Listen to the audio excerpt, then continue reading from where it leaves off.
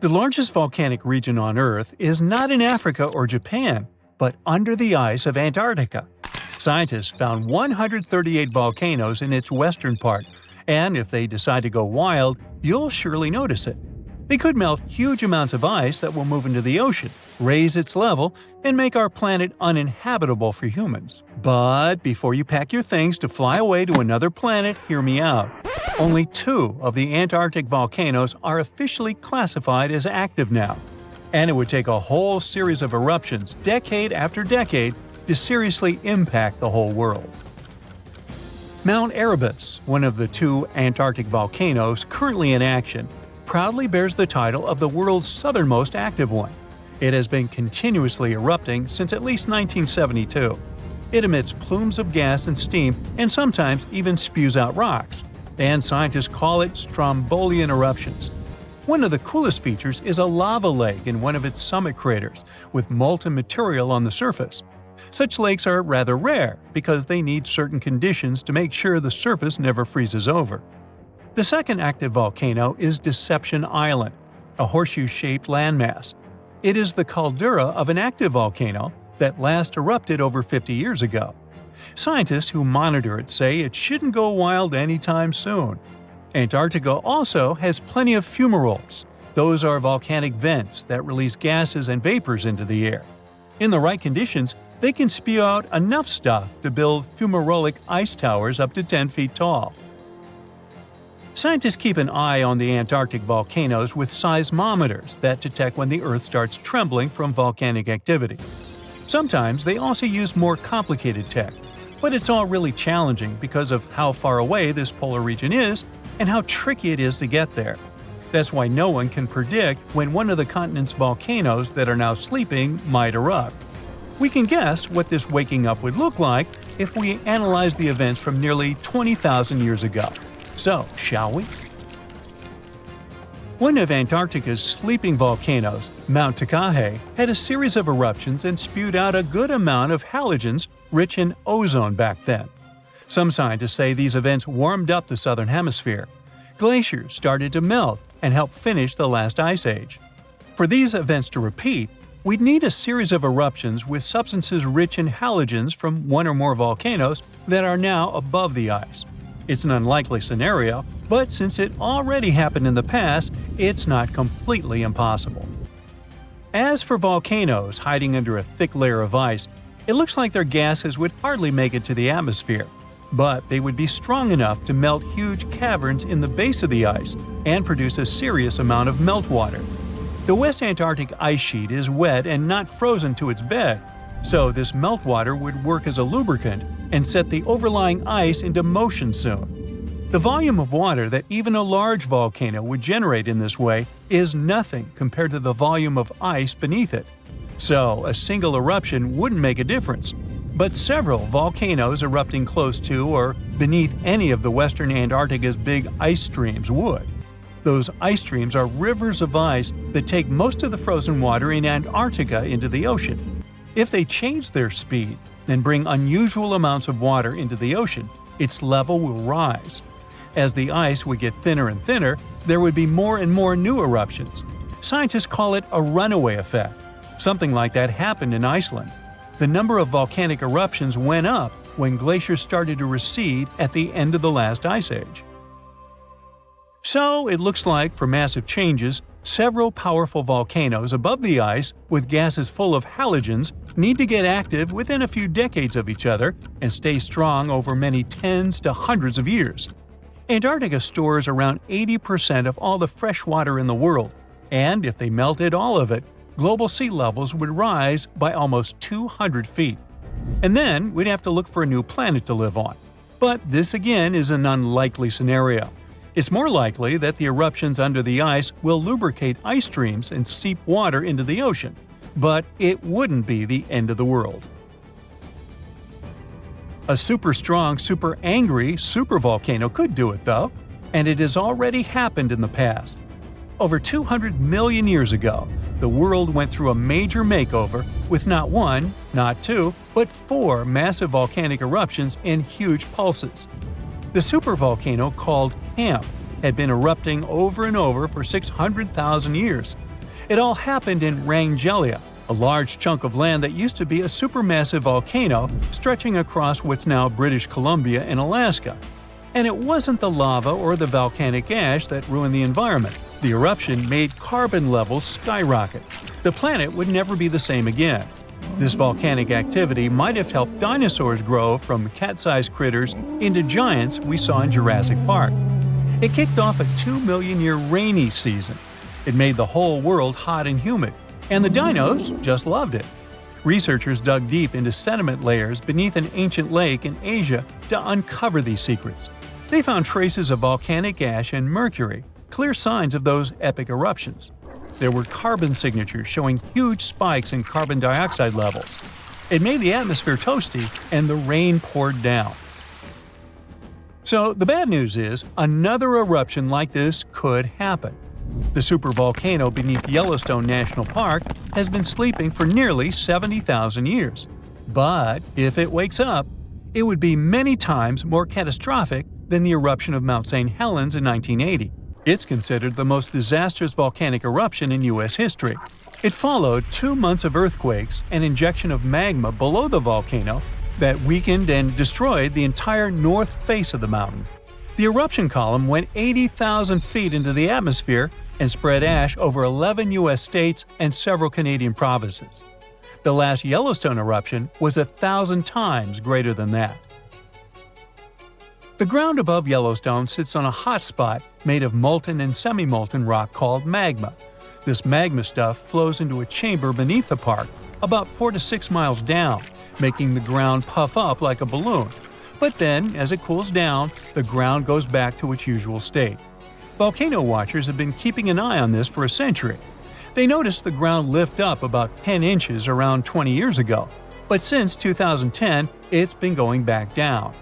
The experts say we have no big eruptions on the horizon, so doomsday isn't coming anytime soon. But there's some underground activity going on lately which keeps us interested. Since humans haven't been around to witness every little thing Yellowstone does, it's kind of tough to say for sure what's brewing down there. Yellowstone has had some epic eruptions within the last couple million years. They happen like clockwork, with gaps of 600,000 to 800,000 years between them. The last big one was around 640,000 years ago, and it basically reshaped the entire landscape, spreading ash and debris as far as Louisiana. You can still see the aftermath of the last big eruption in the Yellowstone caldera today. Experts say a massive eruption like the last one is an unlikely scenario. We're more likely to see eruptions of steam and hot water or lava flows. When and with what force it will wake up remains a mystery to scientists. Alert! Alert! Leave all your things behind and find safety immediately. The southern continent has just erupted. This is not a drill. You see people running around, screaming their heads out. Cars bumping into each other. The whole nation is in panic. You're on the southern coast of Australia, but the sky is black and it stretches further than your eye can see. Your friend in southern India calls you and says the same thing. There's ash in the sky and it's raining down on you. You hear rumbling in the distance, and it isn't even your stomach to blame. Everyone starts running inland. The black clouds swallow up everything in sight. Cars, trees, buildings. You're unable to see anything in front of you. Everyone's confused and scared. A tsunami breaches the shores, covering everything in its path. This is the Great Antarctic Eruption. Antarctica is that big continental desert covered in ice. In fact, it's technically the largest desert in the world. It's also covered with a whole lot of volcanoes, just chilling around. Scientists discovered that there are 138 volcanoes in Antarctica, 91 of which are hidden beneath the icy surface, and 47 on top. And there might even be more. But most of these volcanoes are dormant.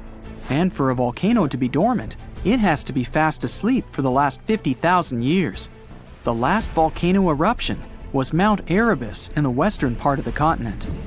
It's the most active volcano in the south side of the world and is roughly 12,500 feet above sea level. That's as high as stacking the Burj Khalifa on top of itself 5 times.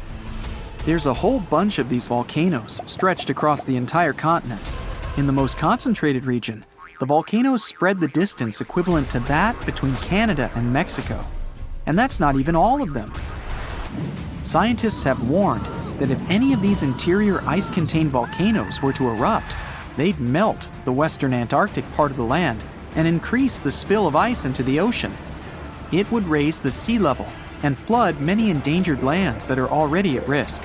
And that's not mentioning the tectonic plates shifting underneath the surface, which allows some of the magma to squeeze its way to some surfaces. It's scary enough to expect what would happen if a huge volcano erupted. But what would happen if all the volcanoes in the Antarctic continent erupted at the same time? If you were one of those scientists on a boat on their way to conduct some experiments, you would begin to feel unease. You'd notice the water carrying a bit more of the current than usual. You look at your fellow scientists, and they too have the same look on their faces. As you land at the shore and take out all your tools and equipment, things don't seem normal. But the work has to be done. You head to the base and settle in. Business as usual.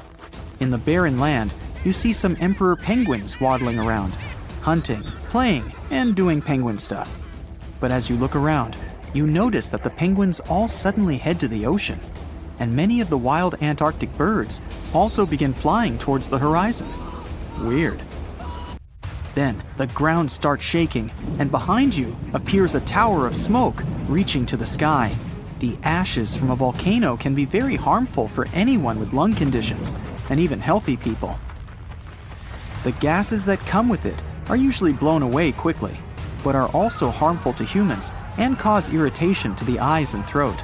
But if you're nearby, you may need a gas mask, or better yet, evacuate! The gases and ashes are the most dangerous part of a volcanic eruption. Even though the lava spewing and explosion may seem scary, the smoke in the sky can spread far away and even halt planes flying around. You look to your fellow scientists and they signal to you that it's time to go. Make like the penguins and swim off. But the waters are extremely rough and the rumbling's getting louder and louder. Suddenly, you see more smoke wafting towards the sky, but from different locations. Back to the boat! It's sad to say, but leaving all that equipment was needed to survive. Carrying all that stuff would have slowed you down, but you're safe. For now. Looking behind you, you see a dark smoke screen covering every corner of the continent. Volcanoes have different types of eruptions. It's not just the shooting out lava into the sky scenario. They can range from aggressive to calm. Some spew out lava and some don't. This all depends on the environment, the number of gases contained, or if there's any groundwater present, and even the chemistry of the magma. So, chances are you'd be seeing all various types of explosions around you. You're out of Antarctica's mainland, but it's surrounded by lagoons and giant ice caps all around. You're doing your best to maneuver around them. But the ash is falling down all around. The sky is dark as the smoke blocks out the sun. Volcanic ash comes in all sizes and can cause different damage, from as little as lung and eye irritation to smothering vegetation and crops. And that's just the thing. More often than not, these volcanic ashes are extremely thick. They can even collapse the roofing of some buildings if a lot of ash is accumulated. Not to mention blocking roads and compromising aquatic life. And that flash in the sky isn't your imagination. Ash clouds in the sky are so powerful that they create electrical fields that can create lightning storms. And these bad boys can interfere with radio signals and even start fires. Also, these clouds are extremely hot on their own. As if that lava flow isn't enough to start any fires. Oh well. But there are some volcanoes that are explosive, and along with the ashes flying around, there are flying rocks. This overheated rubble comes striking down like meteoroids from the sky, and can be pretty dangerous.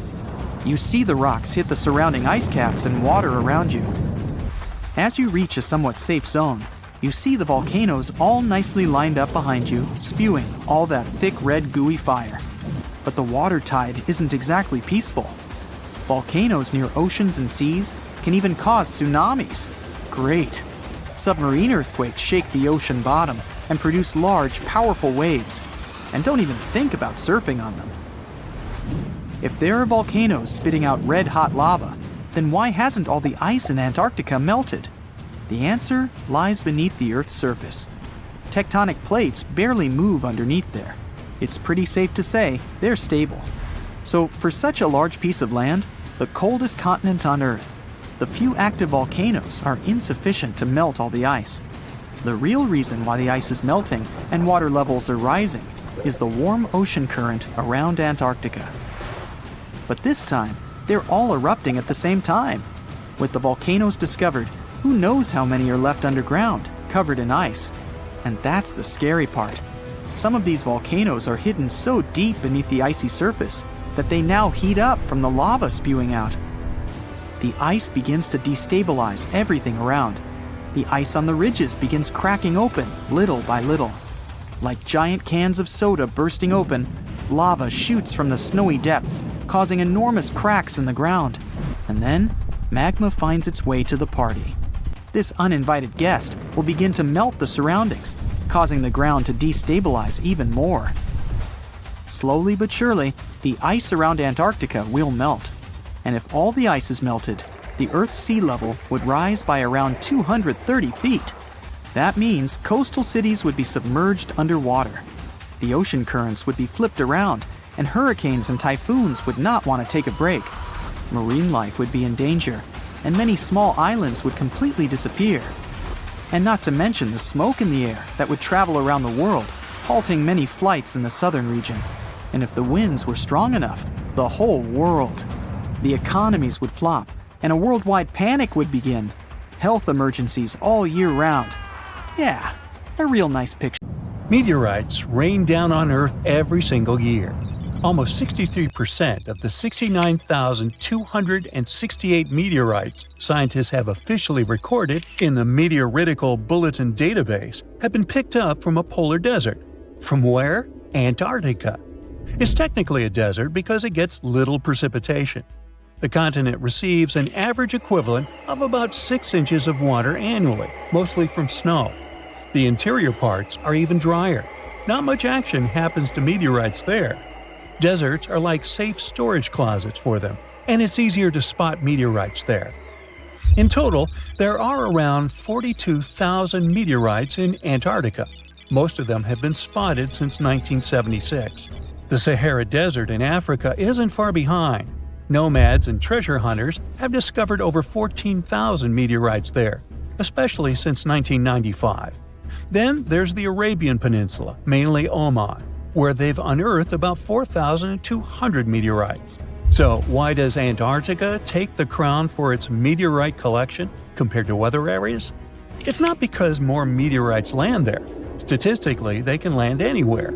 Antarctica wins because it's great at showing off these space rocks. The icy environment keeps them in mint condition.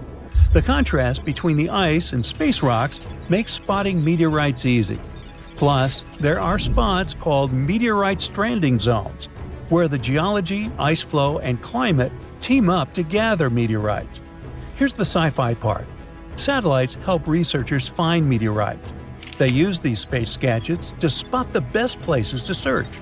Some of these meteorites are ancient, like 1 million years old. Now, when you think about how many meteorites there are, it's a bit like a pie chart. If you measure their weight instead of just counting them, things get interesting. Antarctica's slice of the pie gets smaller. On average, an Antarctic meteorite weighs about 2 ounces, like a small bar of chocolate. Ooh, chocolate. But in the Sahara, they've got all sizes, so the average is about a pound. Now, let's talk about meteorites in action. Only a tiny bit, maybe just 1.8% of all meteorites found have been seen falling. These are called falls. Clever name. Meteorite detectives, or meteoriticists, get all excited when they see that. The other 98% are finds. Someone stumbled upon them without seeing the meteorite take its cosmic leap. So when we only look at the ones that fell from the sky, most are called stony meteorites. These are like regular fellas of the meteorite world, but there's also a special kind called iron meteorites, or just irons. There are also super-rare meteorites, called mesositerites, and porosities that are like a mix of metal and regular rock stuff. In places where humans live, like North America, people tend to find more iron meteorites than those that fell. That's because iron ones are usually bigger and more eye-catching. Farmers found some of these while they were working in their fields. Oh, surprise!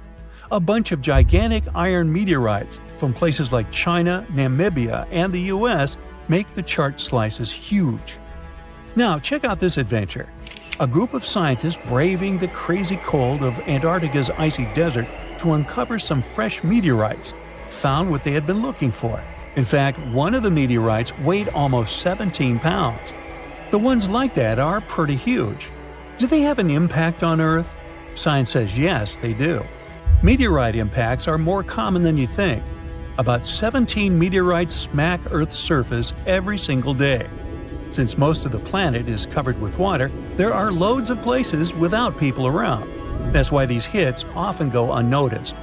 Most meteorites are just small bits zipping through our atmosphere anyway. By the time they touch down, they get tiny thanks to all the friction against the air. Not all meteorite impacts are wimpy.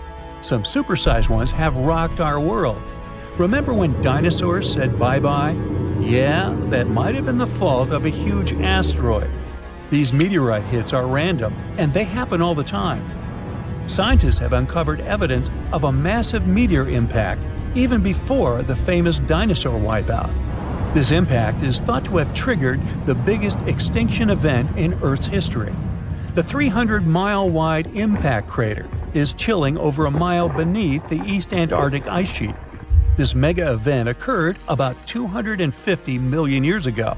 The epicenter of the crater is in the Wilkesland area of East Antarctica. It might have started the breakup of the Gondwana supercontinent. It was a big landmass that included parts of what are now South America, Africa, Antarctica, Australia, and more. So, the Gondwana supercontinent started to chip off by creating a tectonic rift that pushed Australia northward. This Wilkesland impact surpasses the one that led to the dinosaurs' extinction in terms of scale and could have caused catastrophic consequences at the time. The Hoba meteorite is a huge chunk of space stuff chilling on Earth. It crash-landed about 80,000 years ago in Namibia. The thing is a heavyweight, like twice the size of the next biggest meteorite ever found. Interestingly, it also has a weird flat shape. Nobody's moved it since it fell, so we really don't know how deep it's hidden. But experts think it skidded along ground like a stone skipping on a lake because it landed at an angle. That's why it didn't leave a big crater when it hit the ground. And it was discovered by chance. A farmer found the world's biggest single meteorite. He was plowing his field with an ox and a regular plow. Suddenly, he heard a scraping noise. It was the metal plow meeting the iron meteorite. The Mosi meteorite from Tanzania has been staying underground for centuries before scientists gave it a proper look. The locals loved this space gem, calling it Commando. It was known in town for generations. Mosi is made of the same stuff as its other meteorite friends on Earth, about 90% iron and 8% nickel. It weighs 25 tons. Let's talk about the El Chaco meteorite, part of the Campo del Cielo meteorite crew in Argentina. Imagine an almost 24-square-mile playground for space rocks. El Chaco, weighing 37 tons, decided to show up fashionably late in 1969. So, what if you found a meteorite? How can you tell for sure that it's not just some random rock? These space visitors have a few features that make them stand out from regular rocks. Firstly, meteorites are often heavier than they look because they're packed with heavy metals and dense materials. Secondly, most meteorites have some metallic iron, so magnets usually stick to them. If you've got a rock that's not magnetic, try suspending the magnet from a string.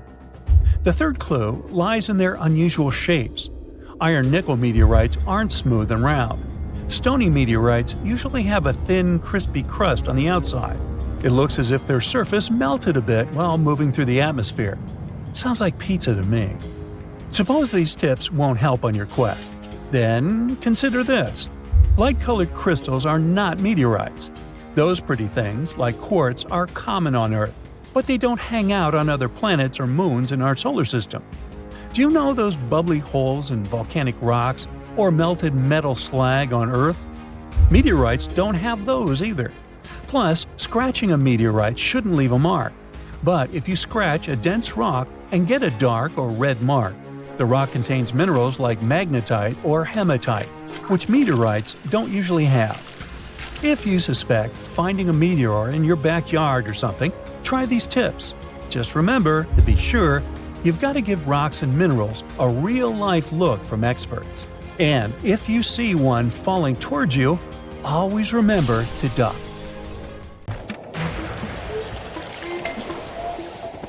There's not much to do in Antarctica except scientific work.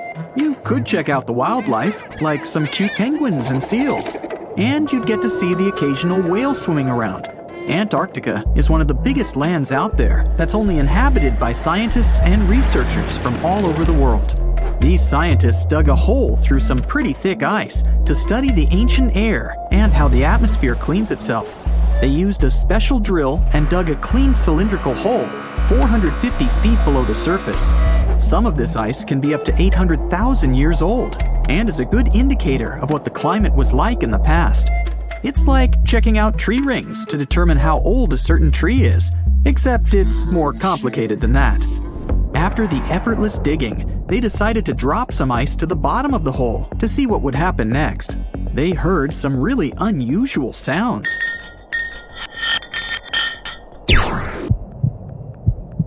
It felt like being on a spaceship traveling through a bunch of obstacles with many rocks smashing into each other. The pitches changed over the quick descent of the block of ice, ranging from high pitch and ending with a low heartbeat-like sound.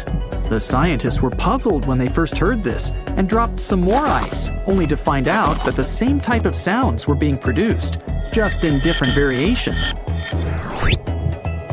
They couldn't tell what was down there and, more importantly, why these kinds of sounds were produced. Antarctica boasts quite a few volcanoes, many of which are under super thick sheets of ice. Scientists discovered 91 volcanoes and claimed there could be more, potentially making it the most extensive volcanic region in the world. While they were doing regular scientific research, they came across many unmistakable large cone-shaped figures underground. Some were as deep as 2 miles in the ice. Some of the peaks were over 3,000 feet tall and dozens of miles across. But on the surface, it's as plain as a sheet of paper. They may have dropped that block of ice inside an actual volcano that they were standing on, but it's unlikely. Even though the underground volcano presence was discovered by accident, there's a small chance they were actually standing on one where they had their workstation set up. It's more likely that they worked in an area where studying ancient climates is easier and less dangerous than other places. They collect ice samples and study them in a lab. It's like discovering a prehistoric insect embedded in amber millions of years ago when dinosaurs used to roam the land. But instead of little bugs, scientists study ancient dust, air bubbles, sea salts, volcanic ash, and anything else that may have come from the environment. They can practically tell how the climate was during that time. These ice samples might show that Antarctica's western ice sheet melted when the Earth's climate warmed up. If it did, then it's likely to happen again. That would mean sea levels rising, affecting coastal cities and small remote islands. But scientists aren't sure it's true, despite some evidence to back it up.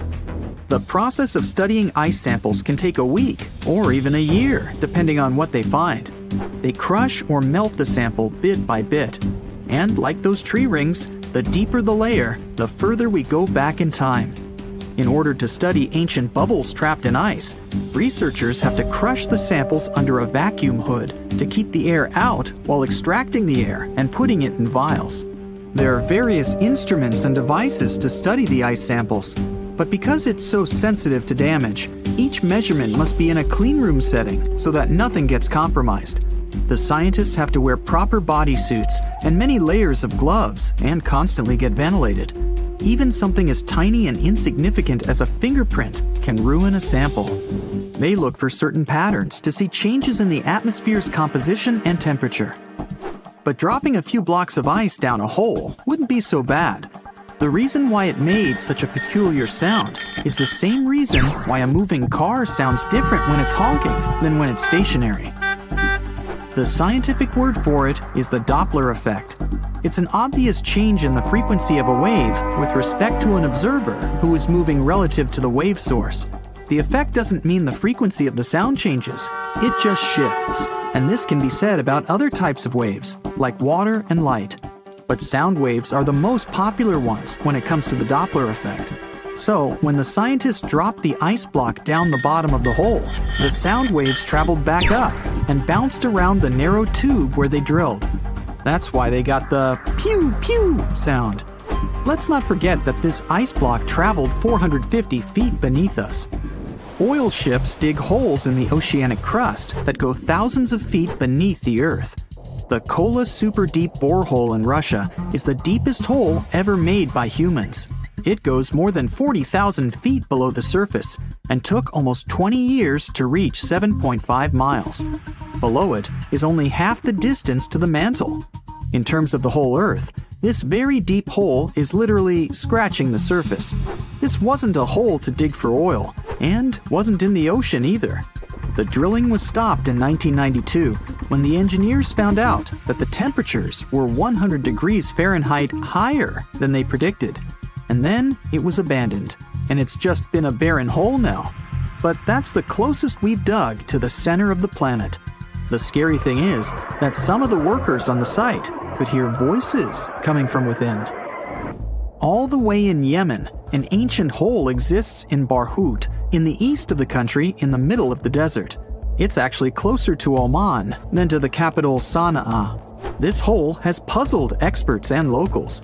Unlike the holes in Russia and Antarctica, this wasn't man-made.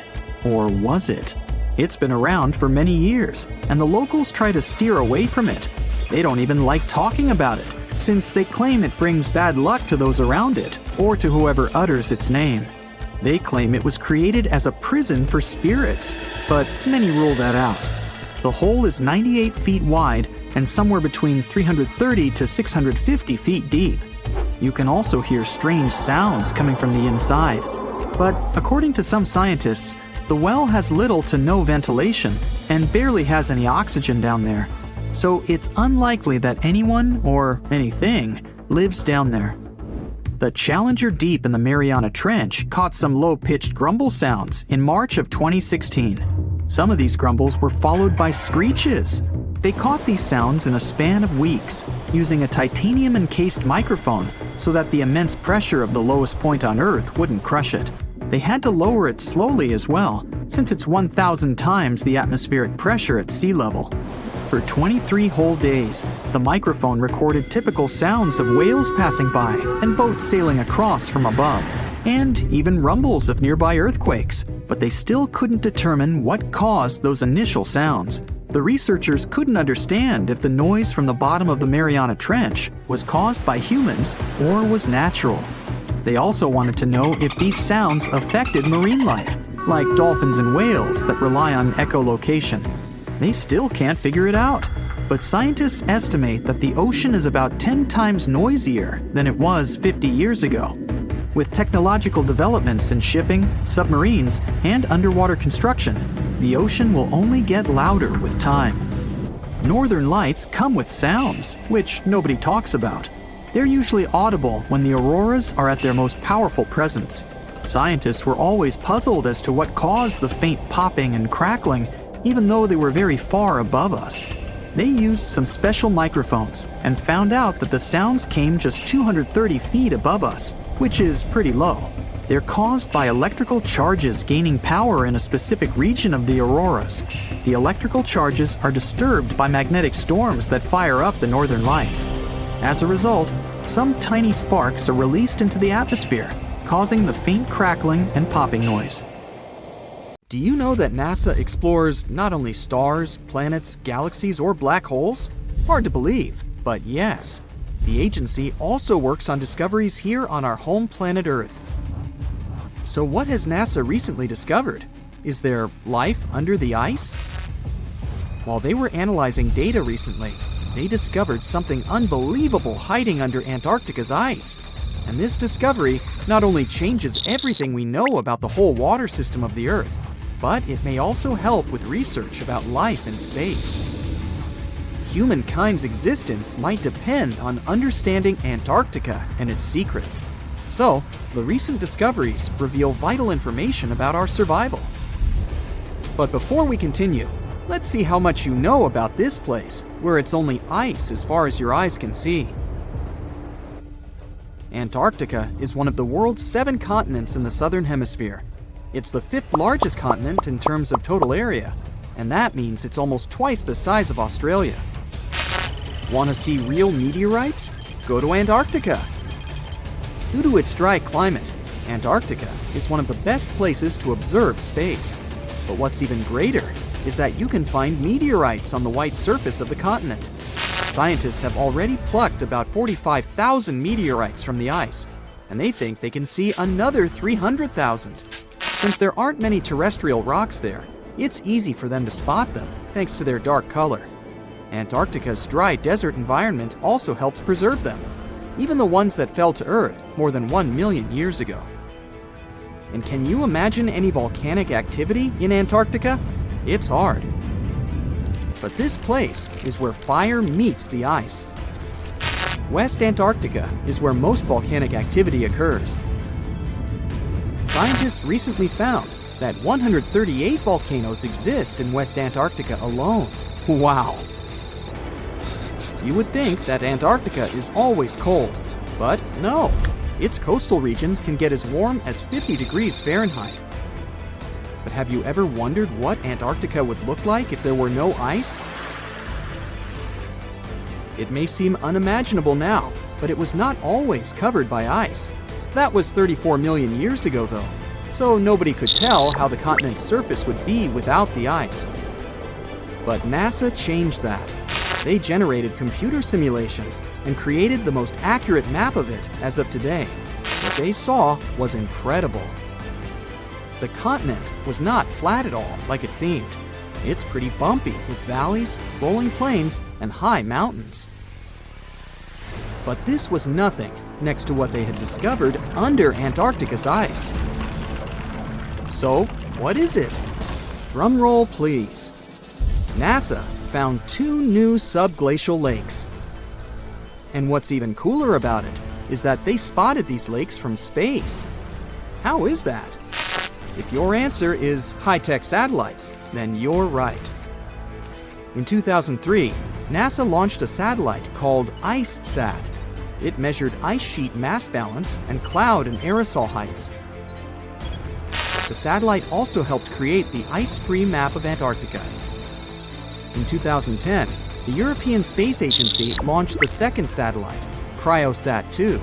It was for tracking the changes in the thickness of the ice.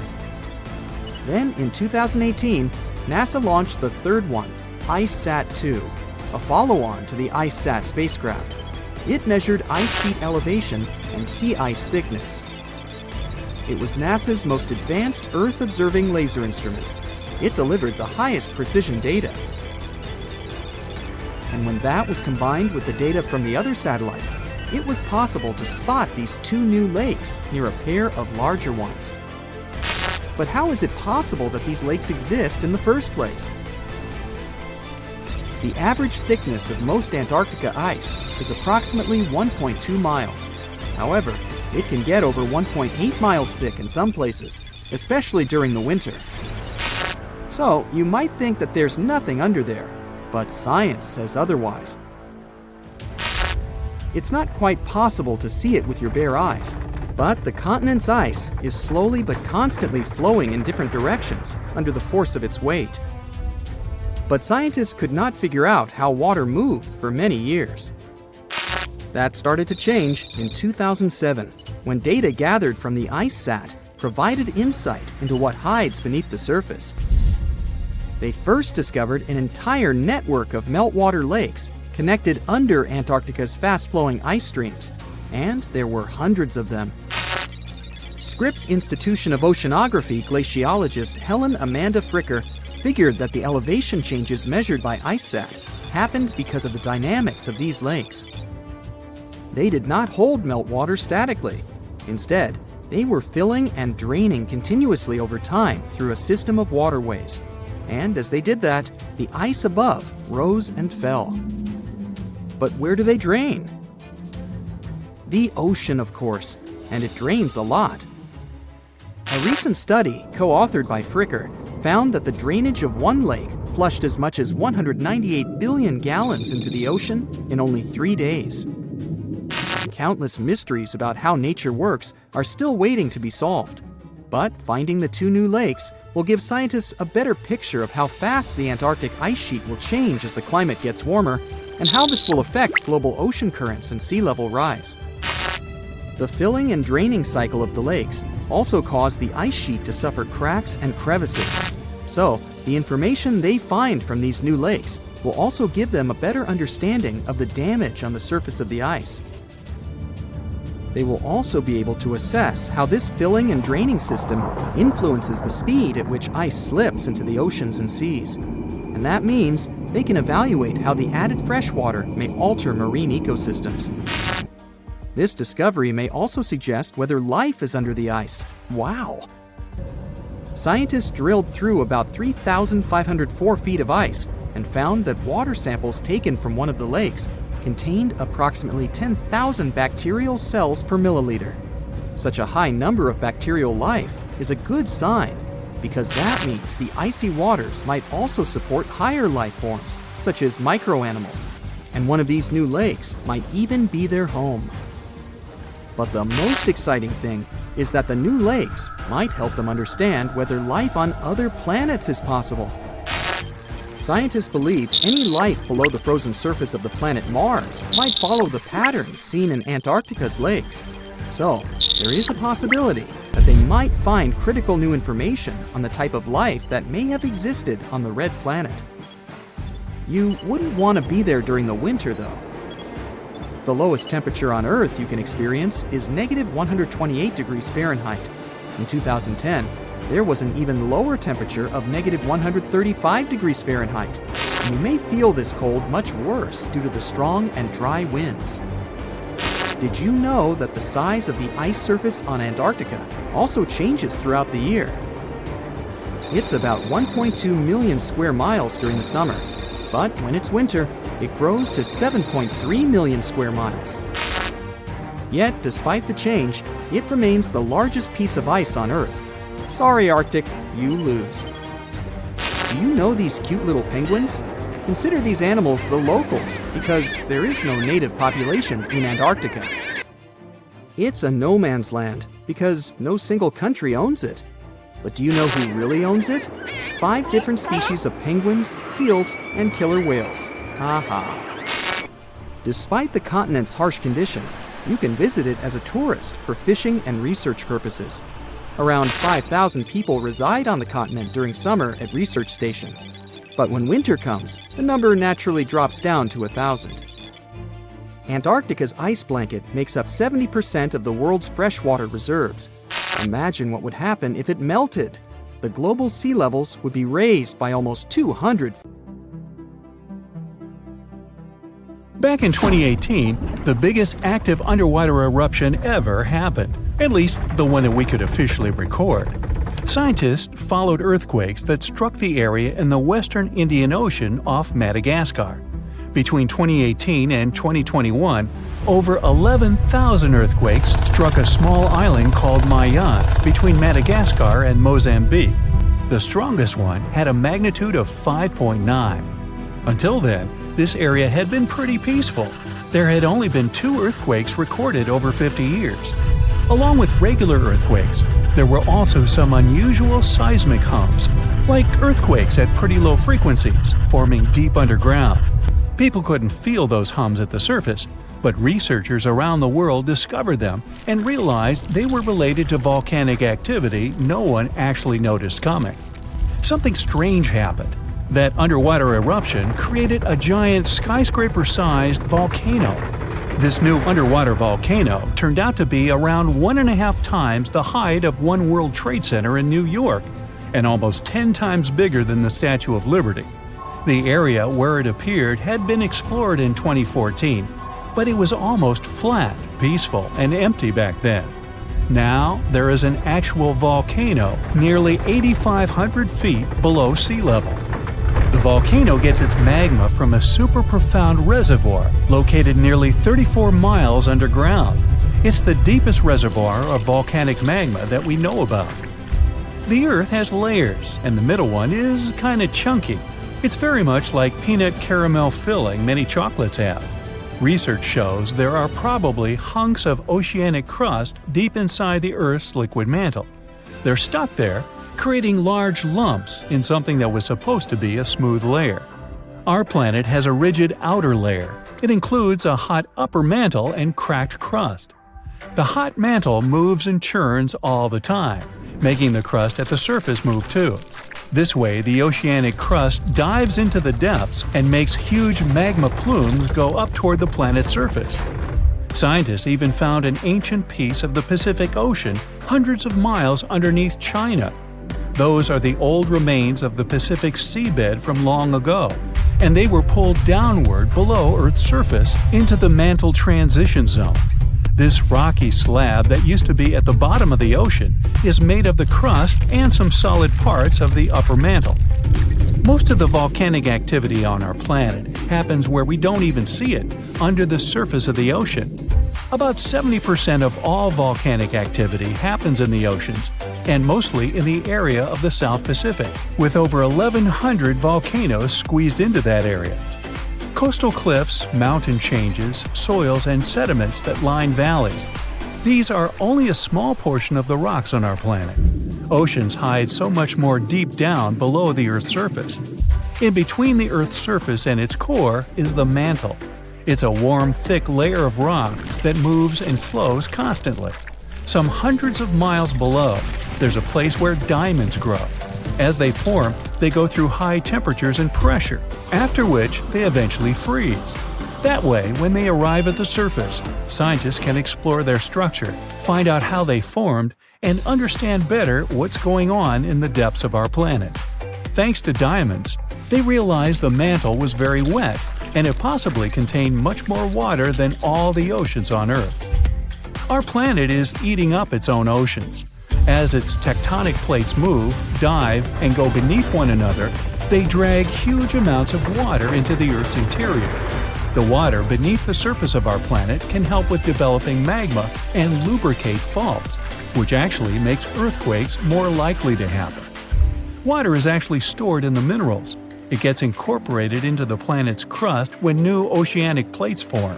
They go through the process of bending and cracking as they grind under other plates, and huge amounts of water then go deep into the crust and mantle. Scientists research an area that's 18 miles under the surface. They realize these zones pull 3 billion teragrams, which is more than 2 billion pounds. Any ocean is like a whole new world. There are incredible sceneries below the surface, magnificent waterfalls, lakes, and rivers. There are thick layers of salt beneath the seafloor, and rivers and lakes form because seawater goes through those layers and dissolves them, creating something that resembles pools. The dissolved salt makes the surrounding water denser. That water then settles there, which eventually forms underwater lakes or rivers. But there are also mountain chains, trenches, canyons. There's a canyon in the Bering Sea with more than 8,500 feet of vertical relief. This makes the Grand Canyon look way smaller than it is, since the underwater canyon is nearly 2,500 feet deeper. Deep parts of the ocean are really cold. The temperature of the water can be about 40 degrees, but at the bottom, water can get boiling hot. There are hydrothermal vents in the seafloor. Those are the hot springs located at the edges of tectonic plates. The water they release can reach a temperature of up to 750 degrees Fahrenheit, but the pressure at such depths is very intense. So intense, no human being can handle it. Still, it's the pressure that keeps the water from boiling. Ocean depth is on average 2.3 miles. Light waves can still enter at 3,280 feet, even though it's in a very small amount. So all the mysteries hidden below that point remain in total darkness. The actual illuminated part of the ocean goes until 600 feet. Even though the sun gives us light, most of our planet is dark all the time. It's all because of the oceans, covering over 70% of our planet. The loudest sound that came from an ocean, and of the loudest sounds ever recorded, came from an ice quake. It was so loud, researchers picked it up by sensors more than 3,000 miles away. There was a seismic activity that made frozen ground break down. The Antarctic ice sheet is bigger than the continental part of the United States and Mexico together. A big iceberg from Antarctica holds over 20 billion gallons of water, which could make a 5-year water supply for 1 million people. Humans can generally drink sea ice, although we can't drink seawater. As time goes by and the ice ages, the brine trapped between ice crystals drains out. That way, ice becomes fresh enough to consume it. If all the ice sheets and glaciers we have on the Earth melted at the same time, the sea level would rise another 260 feet, which is just a little shorter than the Statue of Liberty, the height of a 26-story building. Clams live long enough to tell us more about oceans past. Ancient mollusks can live for more than 500 years. To learn more about a tree, you can use its rings to see how old it is. To learn how old a mollusk is, you can examine its rings within the shell and tell. This is also how scientists get information about the ocean, climate, and whatsoever. Clams can help take a look at what happened about 1,000 years ago. The Earth doesn't have 4 but 5 oceans now. The new one, called the Southern Ocean, was officially recognized only a few months ago. It borders the Atlantic, Pacific, and Indian Oceans, so scientists couldn't agree if it's really a new ocean or just part of the colder regions of these 3. We don't only divide oceans on maps, each has different conditions for unique marine species. For example, the Southern Ocean has leopard seals, orcas, minke whales, emperor penguins, and other animals that live in cold icy seas. It's also home to krill, small creatures that look like shrimp and are food for many bigger animals that live there. Life on our planet started about 3.5 billion years ago. I wasn't around then. It's still a mystery how and when exactly, but some theories say life could have first emerged in the depths of the ocean. A few years ago, scientists found microscopic tubes and filaments within rocks formed about 4 billion years ago. These rocks are fragments of ancient oceanic crust. Also, these tiny tubes and filaments are similar to microbes that can still be found on hydrothermal vents in deep parts of the ocean. The idea is these living cells found conditions to stay alive in tiny rocky pores inside the chimneys of those vents, and started the amazing adventure of the evolution of life on our planet. So, you might have heard that Yellowstone National Park is sitting on top of a giant supervolcano. That's the reason why the area can boast powerful geysers and hot springs. But it also means that underneath Yellowstone, there is an enormous magma chamber.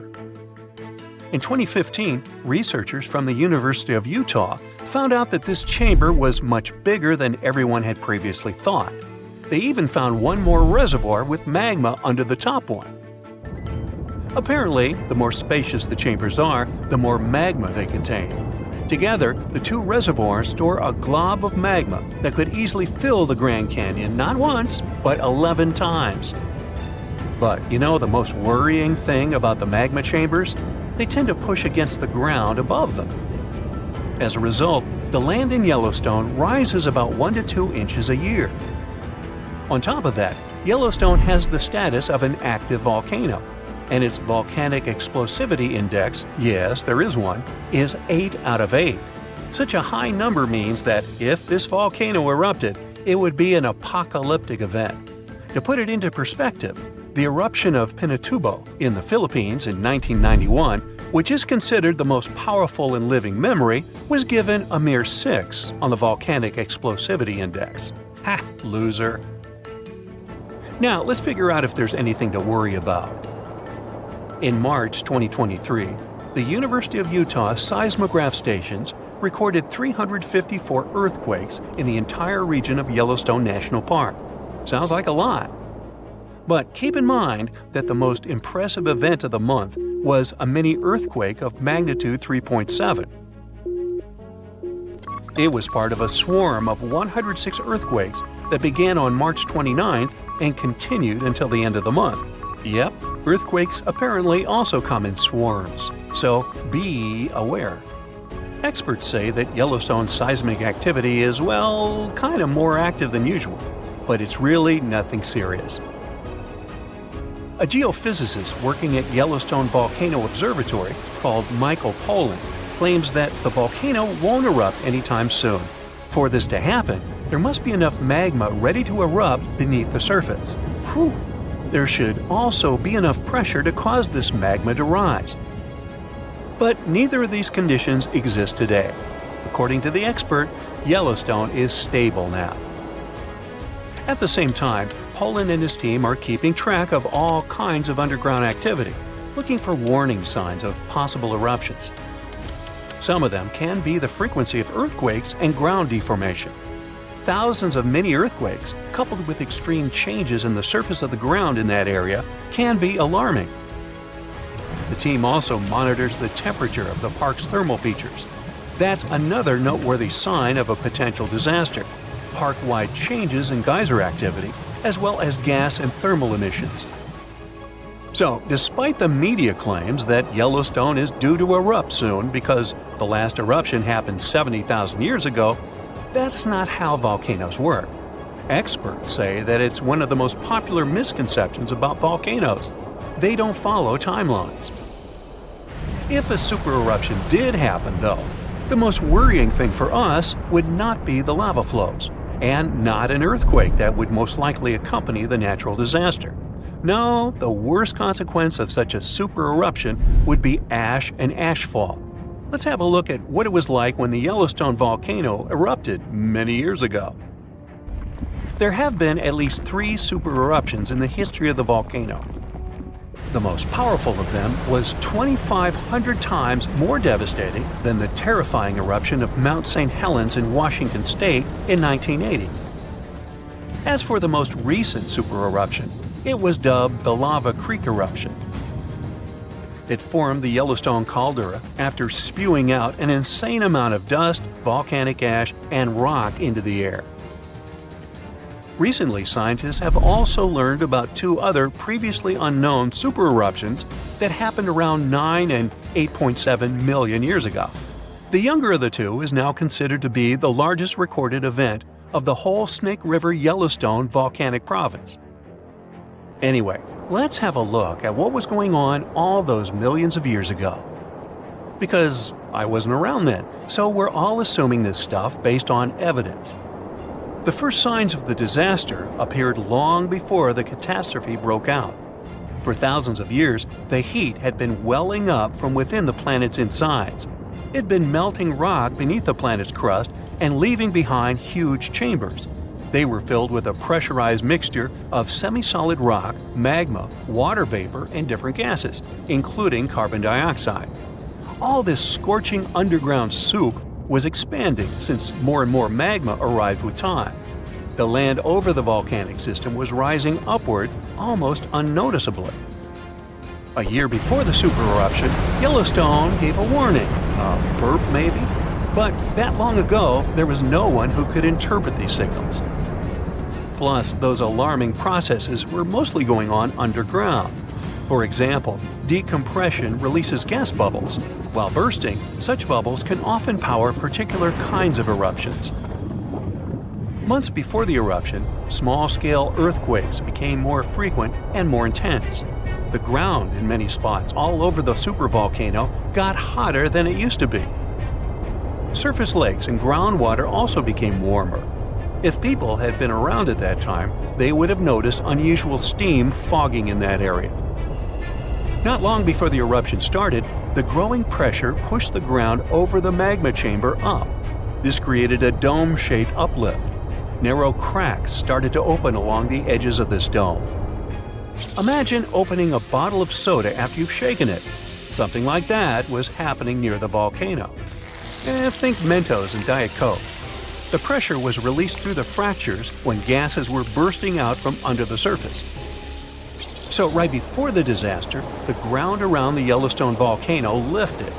Geothermal pools and geysers heated up to boiling temperatures and got more acidic than usual. The magma started to rise toward the surface.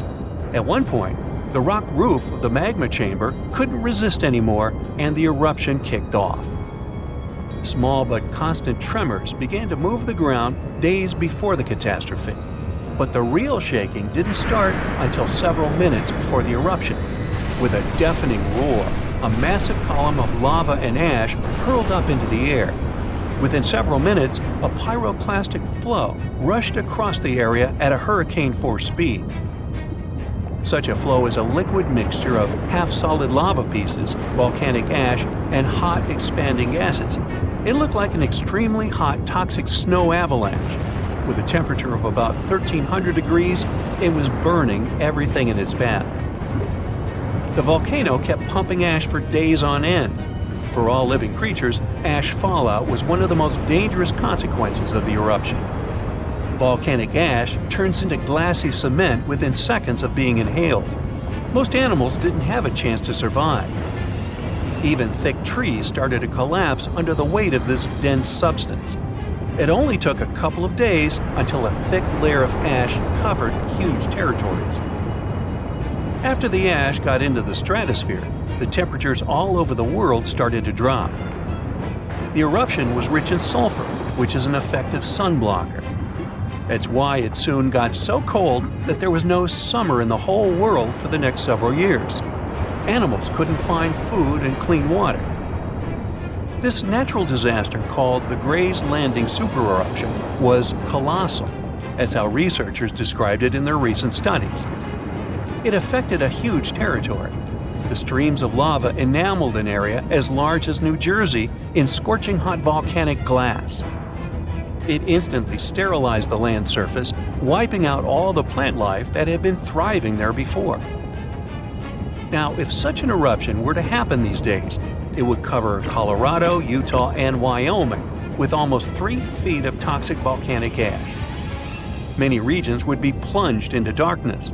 Even the coast, where most Americans live, would experience problems with the spread of the ash cloud.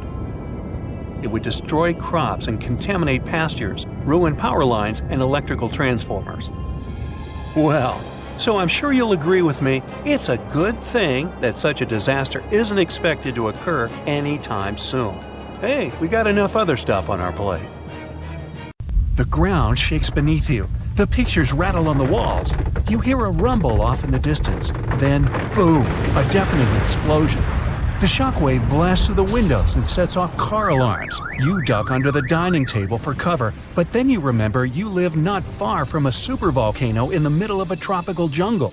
So, staying in one place isn't a good idea. The shaking finally halts.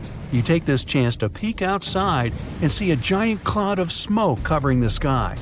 It's lunchtime, but you wouldn't know it. The sun is completely veiled and darkness falls. The power's out in the whole city.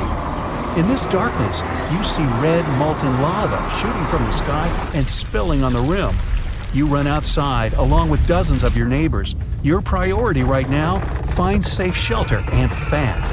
You think about taking the car, but with everyone running on the road, that's a no-go. So you run on foot where the crowd is going. Supervolcanoes are in a league of their own when it comes to natural disasters. Surprisingly, it's not all about size or height. A volcano is dubbed super if it erupts more than 240 cubic miles of magma. That's more than enough to overfill Lake Erie. It must also have a history of erupting and a magnitude of 8 on the Volcanic Explosivity Index. The largest active volcano on Earth is Hawaii's Mauna Loa. It's so big, it would cover the entire state of Rhode Island plus some. And next time you see a commercial plane flying high in the sky, remember that 30,000-some-foot altitude is about as tall as Mauna Loa is from base to summit. It's technically taller than Everest when you measure it like that, yet it's not considered a supervolcano. So you're running along the dark road not knowing and barely seeing where to go. Then, all of a sudden, a massive flaming boulder smashes through the bridge in front of you. You and everyone else are now stranded on the side of the volcano, as it's getting more chaotic each second. Most of the crowd disperses, finding their own ways to safety. You remember there's a way to the other side not many people know about, but you'll have to cross a raging river through the dense jungle.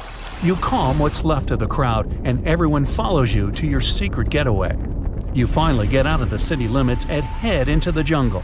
With the sky already dark, the tall trees and thick leaves make it almost pitch black. Everyone gets out their phone flashlights to navigate through the dark path. You all need to stick together and make sure nobody gets lost. Suddenly, fiery rocks strike the trees not far from you. Everyone jolts and tries to rush ahead, but nowhere is safe when it's raining scalding fire all around. You and your group have to pick up the pace or else. Imagine a typical avalanche or mudslide, very dangerous situations on their own. Now, imagine an avalanche of lava rocks and lava sliding down a mountain instead of mud. That's what's making its way towards you right now. More and more people catch up with your group and bring news that the entire neighborhood is submerged in lava. It's traveling quicker than you thought. You can never really predict how fast a lava flow will be until you see it. It all depends on how thick it is and how steep the mountain slope. Lava can move slowly at about 20 feet a minute, a fraction of the average person's walking speed. Or it can flow as fast as 30 miles per hour, which even the fastest person on Earth can't outrun. But the lava isn't even the most dangerous problem. If you didn't have protection, the gases spewing from the eruption would fill your lungs, and those spread faster and further than the lava flow. Your eyes and throat would be itchy. You'd get a headache, dizziness, increased heart rate, difficulty breathing. The worst would be passing out from the lack of oxygen. Luckily, everyone managed to grab their gas masks before leaving their homes. You're now entering the treacherous terrain of the jungle and the danger zone. Everyone's phone batteries are giving out one by one, so your vision is even more limited. The terrain is tougher and you can't hear any sounds from the river. At this point, you're not even sure if you're going the right way. But your instincts tell you the deeper you go, the safer you'll be. The path is muddy, and the vines are hindering everyone's movements. That's when you hear something big running through the jungle. It's coming up on you fast. You can't see a thing until it's right up on you. A bear! And there goes a rhino. Wild cats, domestic cats, dogs, different creatures of all sizes and species. They all come running through the jungle right past you. You and your fellow humans aren't the only ones fleeing from the eruption. The rumbling is still going on. Before you know it, a shower of fire rock strikes right behind you and ignites parts of the jungle. There's no going back. Everyone picks up and runs for it. You hear thunder in the distance. A flash of lightning lights up the dark sky. You think, finally, some rain to wash away this fiery nightmare. But that's not a regular storm brewing. These giant smoke clouds can mimic a thunderstorm under similar conditions. Your luck finally pays off. You hear the river straight ahead. You reach the bank and have to hop on some stones to get to the other side. You almost slip when someone from the group catches you just in time. Whew, that was too close. Not far down the river is a large waterfall leading straight to a shallow lake with sharp rocks at the bottom. The ash from the lava falls like snow, covering most of the trees and landing on the river. Ash is one of the most dangerous things about volcanic eruptions. You're soaked to the bone, but it's a lot better than ash and smoke. And then the rest of the group follow. The next thing you know, the river starts steaming as lava meets the bank and runs into the water. You try your best to speed things up. The lava can heat this water up to dangerous levels, and there are still people slowly crossing the river on the slippery rocks.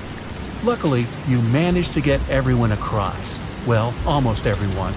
You turn around and see someone's leg got caught between two rocks. The lava continues to pour into the river. You can feel the heat of the steam. You rush back to this person and try to pull them out. Their leg won't budge. Someone else from the group comes to help, and you're finally able to pull them out in the nick of time. You and everyone else, now exhausted from your trek, keep going as far as possible. That's when you see the main road that connects you to the broken bridge. There are others on the road that got out safely, and even some cars filling up with survivors and heading fast out of the area. The volcano is still spewing lava, and the entire city is flooded with it. What was once your town now looks like a giant burning lake. Planes and helicopters can't fly because of the smoke and ash, so don't count on an air rescue. You're still at risk even though you're on safer ground, so it's still too early to celebrate. Everyone continues to move away from the city. The further, the better. The ground continues to shake, but this time it's even more intense than before. Supervolcanoes are powerful enough to cause many earthquakes, but it's a good thing you're out in the open, far from the buildings and debris in the city. Now, back to reality. Rest assured that a volcanic eruption of this intensity won't happen for a very long time, as in millions of years. Besides, thanks to warning systems and humanity's preparation for such an event, it's extremely rare for even a regular volcano to do as much damage as it could. So, don't scratch Yellowstone off your travel list just yet. Gwajan Volcano in Indonesia is not your ordinary lava-belching mountain. Instead of producing black smoke and red lava, as most volcanoes do, this eccentric guy lets out a blue flame and electric blue lava. This phenomenon occurs because the volcano contains some of the highest levels of sulfur in the world, and when the sulfuric gases interact with scorching air and get lit by the molten lava, they start to turn blue. Unfortunately, you can see this mesmerizing sight only at night, but you can smell it all day long. By the way, the world's largest acid lake is also located inside this crater. The Dead Sea has a high concentration of salt and minerals compared to other seas, even though it's technically a lake. Swimming is almost impossible, but people go there for the natural chemicals for the body. Floating on the surface is a great way to relax. This ancient body of water got its name because no macroscopic organisms can live there since it's 9.6 times saltier than oceans. Only a few bacteria and fungi can be found enjoying the salt. It's also Earth's lowest elevation on land at 1,400 feet below sea level. An underground crystal cave exists in Mexico, and it looks like some interstellar world. It's roughly 1,000 feet beneath the surface, with each spike measuring up to 35 feet in length and weighing up to 55 tons. These are some of the largest crystals in the world. Luscantire Beach is an endless strand of white sand dunes and azure water. But don't let the tropical vibes fool you. It's located in Scotland. That's why it mostly looks like this during May and June only. In December, the place gets only an average of 1 hour of sunshine per day, making it way more dramatic and monochrome. The Georgia Guidestones is a collection of giant stones in a star pattern. It has inscriptions in 8 languages, including Hindi, Chinese, and Swahili. It also has an astronomical calendar finished in 1980 and was built to last centuries. No one knows who built it or why. All the way over in sunny California is Sequoia National Park, home to the giant forest. It's been around for thousands of years. More than 8,000 of these colossal trees rule the land, including 10 of the largest living plants in the world. The General Sherman sequoia is estimated to be up to 2,700 years old and is recognized as the world's largest known living tree by volume. The famous stone heads of Easter Island have been around for hundreds of years. No one knows exactly why they were built. Some scientists think that local people believe the statues would make the soil more fertile. Soil analysis proved the heads did their job well. It's the best agricultural spot on the island. The chemical composition of the ancient hot springs in Pamukkale, Turkey, makes the water pouring over the edge look magical. They're not only good for cleansing your body, but the mind too. All the way in Saudi Arabia is a rock sliced perfectly in the middle with 2 pieces sitting parallel. What makes Al Nasla so unique is that it wasn't artificially done, but is a result of nature's work over the years. Now, this glacier may look like someone dropped tons of red paint in the middle of Antarctica, but it's actually the natural color. Blood Falls is a result of extreme salted water mixed with iron oxide, giving out this eerie vibe in the middle of nowhere. In early May 2018, New England observed one of the scariest and most dangerous phenomena ever, a super long-track tornado. The frightening natural phenomenon started not far from Charleston, New Hampshire, and traveled toward the town of Webster in Merrimack County. It took the tornado 33 minutes to cover 36 miles, and become the third on the list of the longest track tornadoes in New England. In the Philippines, you can swim in some of the most crystal-clear waters and discover an underwater world below you in the province of Palawan. The municipality of Coron has white sandy beaches with many small boats riding through the many amazing sceneries. Tristan da Cunha is a small volcanic archipelago in the Atlantic, with the only neighboring cities of Buenos Aires, Argentina, and Cape Town, South Africa. It takes 7 days by ship to get to this unique place. If you want to escape from the rest of the world, staying with the 280 locals will make you feel like you're away from everything. During the first week of January 2018, unusually cold weather in the northeast United States froze the Atlantic Ocean in North Falmouth, Massachusetts. What's more, the ocean was frozen so thoroughly that people were walking on the waves. Now, that's obviously something you don't see every day.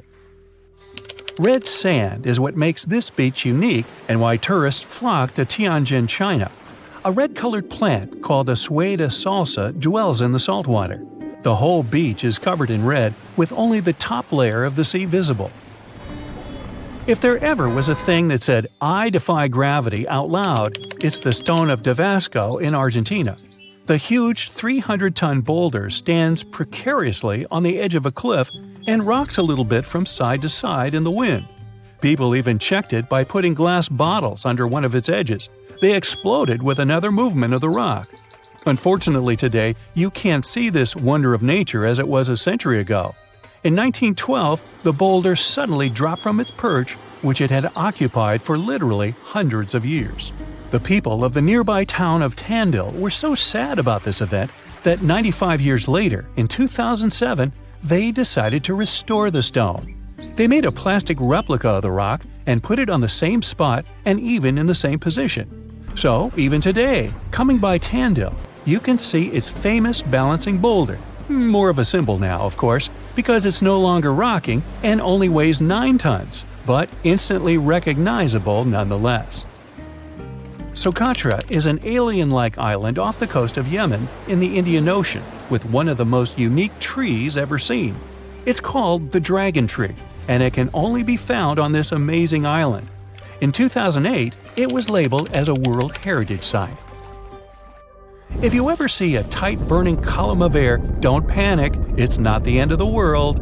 The creepy combination of whirlwind sounds and scorching inferno means that you have crossed paths with a fire tornado, also known as fire twister or fire whirl. This dangerous phenomenon occurs mostly during wildfires. These fires create a big area of super hot air just above the ground. When this scorching air gets mixed with the cooler air higher up, it results in a whirlwind that churns up burning debris and flames. The most powerful firenadoes can stretch hundreds of feet into the air. The House of Mystery in Gold Hill, Oregon, amazes its visitors with gravity-defying effects. You can't stand straight there, always leaning to the side and having to hold on to something for balance. Balls roll upwards. There's also a broom that stands perfectly still wherever you put it, unlike virtually everything else in the shack. The local Native American tribes called this place the Forbidden Ground, even before the house was built there, and they avoid approaching it. The owners of the shack, though, decided to turn it into an attraction, and they succeeded. They created an atmosphere of mystery around the place, and spread the news about it in newspapers and later on the internet, and voila! A perfect anomaly is made. In fact, it's no more than a curiosity. A human-made optical illusion that tricks your eyes and other senses. Now, if you travel to the Philippines, Indonesia, or Papua New Guinea, you'll have a chance to see some of the most unusual and cheerful trees in the world. The trunk of the rainbow eucalyptus looks as if it had been painted orange, green, red, purple, yellow, brown, blue, hey, you name it. Some trees are so bright that they seem artificial. The rainbow eucalyptus regularly sheds strips of bark, which reveals a bright green layer underneath. A bit later, this green layer gradually changes its color, and since the shedding happens at a different time in different places on the trunk, the tree starts to look multicolored and very attractive. Yemen is home to the oldest skyscrapers in the world and the oldest metropolis. The ancient city of Shabam is considered to be the Manhattan of the desert, due to the collection of mud buildings popping out of the desert floor. It used to be a caravan stop during ancient times. Oh wow, there's a hole in the bottom of the ocean! It seems that the ocean has a leak. But it's not like a leak you would expect, where water is flowing out. It's more like a spring since water is flowing in, not out. This unique leak is something we know as Pythia's oasis. A grad student was the one who accidentally discovered it. He noticed bubbles that were rising to the surface. Normally, bubbles in the ocean tell us there might be some hydrothermal vents, which are hotspots for some pretty cool things. These vents are actually like hot springs on the seafloor, but instead of bubbling with warm water, they release a fluid that has been superheated in the crust of our planet. When seawater seeps into these cracks and travels deep into the crust, it comes into contact with the extremely hot mantle. This heats seawater to very high temperatures, and as it moves back up towards the surface, it carries dissolved gases and minerals. When the hot fluid shoots out of the vents, it mixes with the surrounding seawater and quickly cools down. Just a short distance away from the vent, the temperature can drop to a comfortable 68 degrees Fahrenheit or so, which is, as it seems, exactly what some creatures like. And there are some real weirdos living down there in the darkness, like ghostly fish, giant red-tipped tube worms, and a unique type of shrimp with eyes on their back. And some of them, like tube worms and bacteria, rely on the chemicals and minerals released by the vents to survive in harsh conditions. But in this case, the bubbling water didn't come from a hydrothermal vent. It was there because of a spring, and that's a bit more concerning. You see, the water in this reservoir needs to stay where it is. If too much of it seeps out, there could be some serious consequences, especially for the surrounding area. You can see this unusual leak along the Cascadia subduction zone, which is a massive fault line off the Pacific Northwest coast. It's a place where two pretty big plates that make up Earth's crust come together and slide along each other. The water from Pythia's oasis kinda acts as a lubricant between these plates. You can think of the fault zone as an air hockey table. When the fluid pressure is high, it's like you've turned the air on. That means the friction between the plates is reduced, which allows the plates to move. But if the fluid pressure is lower, the two plates can lock together, which then leads to the buildup of stress. Not that they'll feel bad. In the context of tectonic plates, stress is some pressure or force that can cause deformation. And if this stress starts to build up, at some point, it's gotta go somewhere. When it's too much, it can trigger earthquakes and most likely, not small ones. For example, a release of stress in the Cascadia subduction zone could lead to a magnitude 9 earthquake. For comparison, the biggest earthquake we've ever recorded happened in Chile in 1960, and it had a magnitude of 9.5. The damage was enormous. So we hope the water will stay in its reservoir and keep maintaining the delicate balance between the tectonic plates. We've explored only 5% of the ocean. Who knows how many cool things are there at the bottom, waiting to be found? For example, check out these mysterious holes scientists have stumbled upon in the depths of the Atlantic Ocean, near the Azores. They're neatly aligned and are about 4 inches apart, or in some cases, even several feet. They resemble punctures left by a sewing machine. Some think these holes could have a biological origin. For instance, some fish may have made them while walking along the seafloor. Others believe we could be looking at something that's human-made, maybe left by a spiked tire. Of course, such holes are perfect for making up stories about creatures from other planets who allegedly made them. Or maybe even legendary monsters, like that one from Loch Ness. It's definitely hard to explain such symmetry of the holes, but one deep-sea biologist offered a pretty good explanation.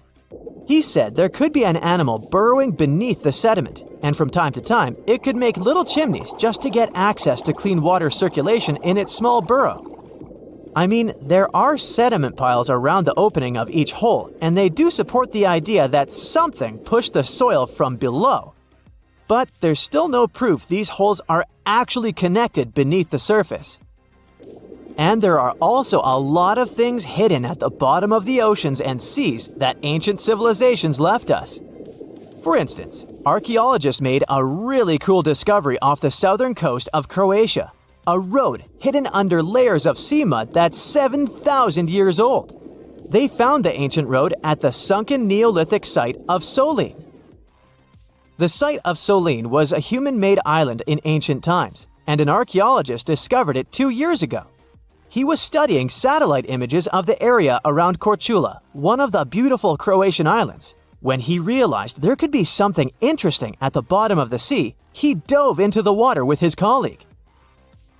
And under the surface of the Adriatic Sea, which is part of the Mediterranean Sea, at a depth of 13 to 16 feet, they found stone walls that were most likely part of some ancient settlement.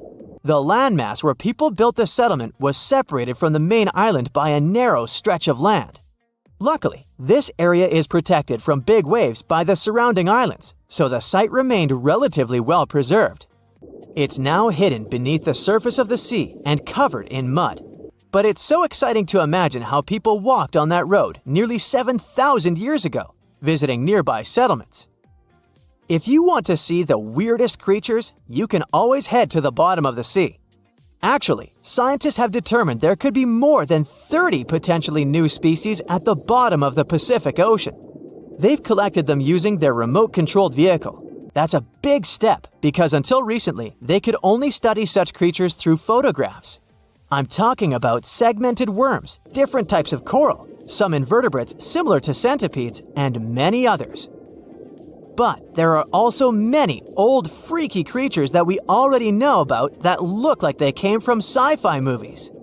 Red octopus, blobfish. Okay, this one kinda looks normal until you raise it to the surface. The goblin shark, Sloane's viperfish, zombie worms. Ugh. Yeah, I hear ya. Let's move on. The seafloor hides things from space too. There are traces of rare forms of plutonium and iron at the bottom of the Pacific Ocean. And what's awesome is that all this has come from space. These radioactive materials probably formed during some kind of cataclysmic event in space and eventually made their way out to our beautiful home planet. And this extraterrestrial debris most likely appeared on Earth within the past 10 million years. After it fell to the Pacific Ocean and settled at a depth of almost a mile, it became part of all those layers of rock down there. Plutonium is especially exciting for scientists. I mean, only tiny amounts of it have been found, hundreds of atoms maybe. But it's still remarkable because these atoms are created by exploding stars. Things like this can help us better understand how the universe produces elements heavier than iron, like plutonium, gold, uranium, and platinum. We're still not sure about the origins of these elements. For a long time, scientists believed that supernovae, which is when a star comes to its end in a fabulous explosion, were responsible for creating these heavy elements. But it seems it's not just that. Some other cosmic events, such as the collision of neutron stars, which are super dense collapsed stars, or some rare types of supernovae, could also be involved. Whoa, let me get my popcorn.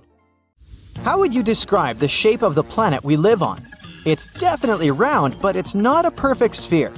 Because of the force of Earth's rotation, it's slightly flat on the north and south pole. But there's more to it. The planet's rotation causes its sides to bulge outwards. The best term to describe our home planet is ellipsoid. Earth is nothing more than an oversized lumpy potato.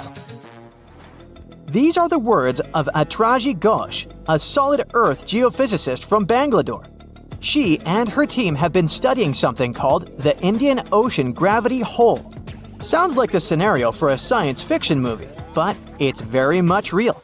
We think of gravity as something consistent. If you drop a pen from your hand in Los Angeles and in Perth, they're going to fall to the floor at the same time. Well, this is not completely true. Gravity is connected with the mass of a celestial body. Astronauts on the surface of our moon don't walk, but move in hops. That's because Earth weighs 81 times more than the moon. Less mass means less gravity. Earth is more massive, so it has a stronger gravitational pull. But there's a catch. All this mass isn't distributed evenly across the planet. As a result, gravity varies as well. NASA has been mapping Earth's gravity field since 2002 using twin GRACE satellites. The maps they produced show where gravity is stronger and where it's weaker. Mountain ranges such as the Himalayas contain a lot of mass. This means they generate a stronger gravity field. The opposite happens in ocean trenches. The deepest of them is the Mariana Trench in the Pacific Ocean. You could almost stack 2 Mount Kilimanjaros inside it. The low concentration of Earth's mass below it means that the gravity field here is weaker. Places on the globe where huge chunks of mass are missing are called geoid lows. A geoid is an imaginary surface that follows the outline of sea levels around our planet. Imagine the Earth without any land. That shouldn't be too hard since the nickname of our home is Blue Planet. Now draw a curvy line along the surface of the oceans, and you get a geoid. In reality, the line stretches across oceans, as well as land masses. Scientists use this imaginary line to calculate the depth of tremors or objects that occur underground. When the wavy line goes down, that's a geoid low. The biggest of them sits at the bottom of the Indian Ocean. The first to discover it was a Dutch geophysicist in 1948. He was performing a gravity survey from a ship. The man noticed that sea levels dipped over 320 feet below the global average. The gravity hole got the official name Indian Ocean Geoid Low. It spans well over 1 million square miles off the southern coast of India. If you went out at sea in the middle of the gravity hole, you wouldn't notice much, just an endless ocean as far as the eye could see. The only way to measure the dip in gravity is through extensive geophysical measurements and calculations. The concept of a gravitational hole existed for nearly 2 centuries in the scientific community, but researchers could study it in high detail only after satellite measurements became possible in the late 20th century. A team of Indian scientists was determined to explain the anomaly that had been puzzling geologists for decades. They used supercomputers to simulate the seismic activity that formed our planet. A total of 19 simulations revealed how tectonic plates moved across the span of over 140 million years. This was during the Cretaceous period, the time when T-Rex roamed the Earth. Nearly a third of the possible scenarios produced a geoid low, similar to the one in the Indian Ocean. The most important factor in these models was the presence of magma plumes. These are places inside the Earth's mantle where lava flows upwards. The mantle sits between the planet's outer core and the thin crust we walk upon. The magma in the mantle plume is hotter than the surrounding rocks. The heat it generates melts and thins the crust. This creates hotspots that are brimming with volcanic activity. Yellowstone National Park and the Hawaiian Islands sit atop such hotspots. The Indian team of scientists linked the presence of magma plumes to the formation of the geoid low. Their source was an ancient ocean that disappeared tens of millions of years ago. It was located where the Himalayan mountain range sits today. Evidence of this lie in the marine rocks researchers found on the world's tallest mountains. The oceans ceased to exist when India's landmass separated from the supercontinent called Gondwana. It drifted north and merged with the rest of the Asian continent. At the time, the Eurasian supercontinent was called Laurasia. The Indian tectonic plate went down inside the mantle. It ended up under the African continent. This landmass contained a lot of crystallized material which was quite dense. When the sinking plate of the former ocean reached it, plumes of magma spilled out. As a result, low-density materials ended up closer to Earth's surface. Density is used to calculate mass, and if you remember our lesson in physics from the beginning of the video, less mass translates into a weaker gravity field. Scientists believe this is how the geoid low in the Indian Ocean formed some 20 million years ago. At this point in prehistory, the Earth looked a lot like it does today. There were vast grasslands, and whales swam in the seas. Geophysicists who created the computer model cannot tell for sure what will happen in the future. Ghosh thinks it's possible that the gravity hole in the Indian Ocean will remain in place for a long time. But plate movements can also cause the anomaly to fully disappear in the coming eons. Earth's tectonic plates are constantly shifting. They define the shape of our continents and oceans. Experts study plate movements to get a picture of how our world looked millions of years ago. However, telling Earth's geologic future is much more complex. The gravity hole in the Indian Ocean is the biggest, but it's not the only one in the world. Other areas with low gravity include the island of Cuba and the Bahamas. On the opposite side of the spectrum are the Philippines. Here, gravity is stronger than normal, but the poles are the places with the strongest pull to them. They are the closest to the center of the Earth. If you stand directly on the North or the South Pole, you are 3,950 miles from the planet's core. At sea level on the equator, this distance increases by more than 13 miles. Earth's gravitational field also has an effect on your weight. At the equator, you weigh 1% less than you do on the poles. The South Pole is maybe more suitable for this experiment because there is actually ground there. But gravity is the strongest at the North Pole in the middle of the Arctic Ocean. This is where scientists in 2013 recorded the highest gravitational acceleration on the planet. This is the rate a falling object speeds up in free fall. The acceleration depends on the strength of gravity. When a team of researchers from a university in Perth set out to map these gravity changes, they discovered something interesting. Gravitational acceleration was the highest at the surface of the Arctic Ocean. This is something they expect to find, but the location of the lowest acceleration point amazed them. It wasn't on the equator as they assumed. The spot lay more than 600 miles south of it at Mount Huascarán in Peru. Scientists believe that the mountain's height had an effect on the phenomenon. This peak in the Andes is the highest point in the South American country. Hypothetically speaking, if a human falls from a height of 330 feet here, they will reach the ground 16 milliseconds later than if they performed the same stunt in the Arctic. It happened in Iceland on Friday, March 19, 2021 at 8:45 p.m. About 20 miles southwest of the capital. Molten rock suddenly burst through the surface from below. Bright lava fountains then lit up the night sky. A volcano in this valley finally woke up after almost 800 years of sleeping soundly. We divide volcanoes into three categories: active, dormant, or extinct. Around 1,900 of them around the globe are considered active. That means they've erupted in the recent past and will likely do it again in the possible near future. Dormant volcanoes haven't popped off for a long time, but they still may in the future. You could say they're sort of sleeping. As for extinct ones, those guys haven't done anything in more than 1 million years. The eruption in Iceland wasn't super explosive, and this all happened 6 miles from the nearest town, so everyone was perfectly safe. Many even came to see it up close, while other brave visitors tried to fry eggs and bacon on the lava. Just be careful not to burn your breakfast black. Lava can be over 2,000 degrees Fahrenheit. It burns everything in its path. Yet it also produces some of the most fertile land for agriculture. This eruption gave a relatively small amount of lava at first, but it's been spreading across the valley in different directions, forming a sort of shield that's constantly growing. You can never really predict how fast a lava flow will be until you see it. It all depends on how thick it is and how steep the mountain slope. Lava can ooze slowly at about 20 feet a minute, a fraction of the average person's walking speed. Or it can flow as fast as 30 miles per hour, which even the fastest person on Earth can't outrun.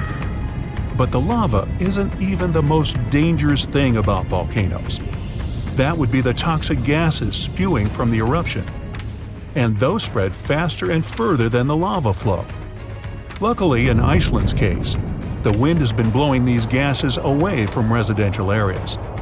Scientists weren't surprised this volcano erupted. They knew it was coming. Increasingly stronger earthquakes had been shaking this area for the past 15 months. There were 50,000 earthquakes within just the 3 weeks leading up to the eruption. That's 100 per hour. The volcano has been active since March, and geologists say this could last for weeks, months, years, or even decades of constant eruptions in the area. Mount Shasta is in the top 5 most dangerous volcanoes in the U.S., so geologists are keeping a close eye on it. The last eruption was in 1250. I wasn't around then, but this volcano erupts every 600 to 800 years. Which means tick-tock, we're due any day now. About an hour from Portland, Oregon, there's an active volcano that last erupted in the 19th century. Next time it goes off, scientists think it'll produce larger amounts of ash and dust. This could cause an electrical blackout and make water unsafe to drink in the area. But the experts pay close attention to Mount Hood. They'll be able to give plenty of warning so people can react in time. Kilauea is one of the most active volcanoes in the world. It's been erupting almost constantly since 1983, making it also one of the longest eruptions known on Earth. It's the youngest land volcano in Hawaii. Volcanoes can take thousands of years to form, but others can pop up practically overnight. A volcano in Mexico just erupted in an open field in 1943 and started growing from there. Within a year, it was almost 1,500 feet tall. When the eruptions finally stopped 9 years later, the mount had reached a height of over 9,200 feet. Mount Fuji is an iconic symbol of Japan. The last time it erupted was in 1707, and it sent a shower of burning rocks as far as 60 miles away. If a similar eruption happened today, Tokyo would be within that vicinity. Mount Fuji is right on the Ring of Fire, that horseshoe-shaped region in the Pacific Ocean full of active volcanoes and earthquakes. From one end to the other, it's almost 25,000 miles long. It could wrap all the way around the Earth's equator. In January 2020, Taal volcano in the Philippines started spewing lava, sending huge plumes of ash half a mile up into the sky. The eruption even triggered a rare phenomenon, a dirty thunderstorm. That's when the smoke cloud above a volcano produces its own lightning. The chance of volcanic tsunamis was also high. Those are usually caused by tectonic movements that occur because of volcanic activity. Taal has erupted more than 30 times in the last 450 years. This volcano in Ecuador last erupted in 2016. Scientists think it might be showing some early warning signs of magma on the move. This is an active stratovolcano, a specific cone-shaped type with steep sides. They form from sticky lava that doesn't flow that easily. That lava goes around the vent, cooling and piling on itself to form these steep walls. These types are more likely to produce explosive eruptions like the ones we see in movies. Ruapehu is the oldest national park in New Zealand, a volcanic wonderland where you can closely see all those steaming craters, magnificent lakes, and unusual rock formations. It last erupted in 2007 and has had 10 eruptions since the mid-19th century. But eruptions, lava flows, and toxic gases aren't the only danger coming from volcanoes.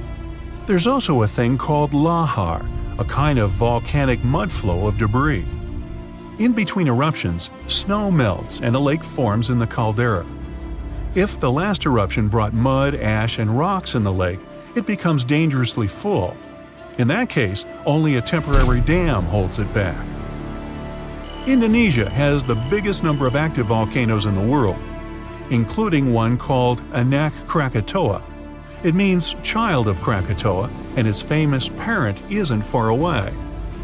A huge tsunami in 2018 partially woke Junior, a scary thought since Senior had one of the most powerful eruptions ever seen on this planet in 1883. Krakatoa's boom was the loudest sound ever heard. People over 2,000 miles away could hear the explosion.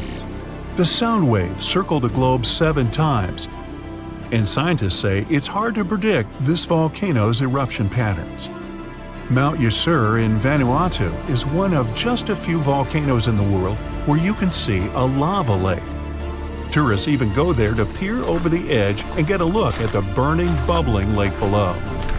Well, except for when the volcanic activity goes to levels 3 and 4 out of 5, That means there are more intense earthquakes, volcanic tremors, or steam, gas, or ash ejections. Then this place is off limits because, duh. This volcano in the DR Congo has the most active and largest lake volcano in the world. And all that lava is unusually fluid, meaning it travels faster and further than the stuff coming out of most volcanoes. It's certainly not amongst the tallest ones, but Ethiopia's Erta Ale is unique in that it has a lava lake almost constantly, which is pretty rare. The locals call it a smoking mountain because its lava lake often causes eruptions. This volcano is near the Danakil Depression, one of the hottest places on our planet. Merupi has been erupting on a regular basis since the mid-16th century. This volcano helps scientists do crucial research on how eruptions work and how they can warn people in time. After it was dormant for a while, this volcano in central Mexico sprang back to life in 1994. Ever since then, it's been producing huge mud flows and strong explosions in unpredictable intervals. In the past, enormous eruptions coming from this giant buried entire cities in pyramids. Imagine staying in a hotel and waking up to the magnificent view of a massive volcano covered in glowing rivers of lava and clouds of ash. When it lets off heat, visitors to this area in Guatemala take a chance to roast some marshmallows there. One of the most active volcanoes on Earth is on a small island north of Sicily. Stromboli has regular explosions, together with glowing lava coming from vents inside the crater. Not too far away is Etna, Europe's most active volcano and one of the biggest continental ones in the world. By the way, Earth definitely isn't the only planet with volcanoes. The largest one in our solar system is on Mars. It would cover the entire state of Arizona, and it rises nearly 3 times higher than Mount Everest. Ooh, don't look down. The latest super-eruption of Yellowstone occurred 640,000 years ago, and it was long before Homo sapiens saw the light of day. But we were around during another, no less devastating natural disaster. This super-eruption took place on the island of Sumatra around 74,000 years ago. That's when an erupting supervolcano wreaked havoc on huge territories, sending up plumes of debris and ash that spread for thousands of miles and caused temperatures on the planet to plummet. The effects of this super-eruption were visible as far away as southern Africa. Experts believe they could have impacted early humans there. By the time the volcano erupted, our ancestors had already been using stone tools and had likely known how to produce yarn.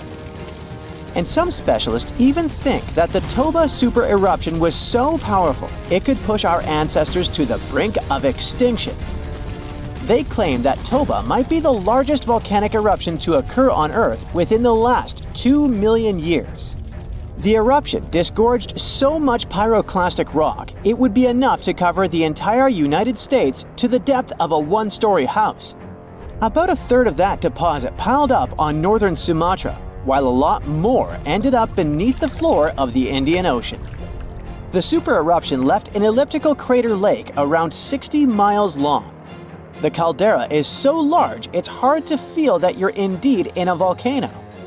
Pumice deposits from the eruption remain in the canyon walls and go deep below the ground. There aren't many arguments about the amount of pumice and ash involved in this disaster. At the same time, experts aren't sure how much sulfur ended up in the atmosphere. Even some sulfur layers in the polar ice could be potential candidates. But so far, scientists haven't found any connection between them and Toba. But let's get back to the dramatic impact the super-eruption had on early humans. It turns out some not only survived, but even thrived after this natural catastrophe, at least judging by the artifacts they made during and after the eruption. The disaster might not have posed a serious threat to those of our ancestors who took refuge along the coast. Genetic evidence hints that modern humans descend from a few thousand people that ventured out of Africa around 60,000 years ago. Why just a few thousand? According to some experts, the rest of our ancestors could have been devastated by the Toba eruption. After all, the supervolcano spewed out 1,000 cubic miles of dust and rock in a flash, leaving a scar in the ground that was dozens of miles wide.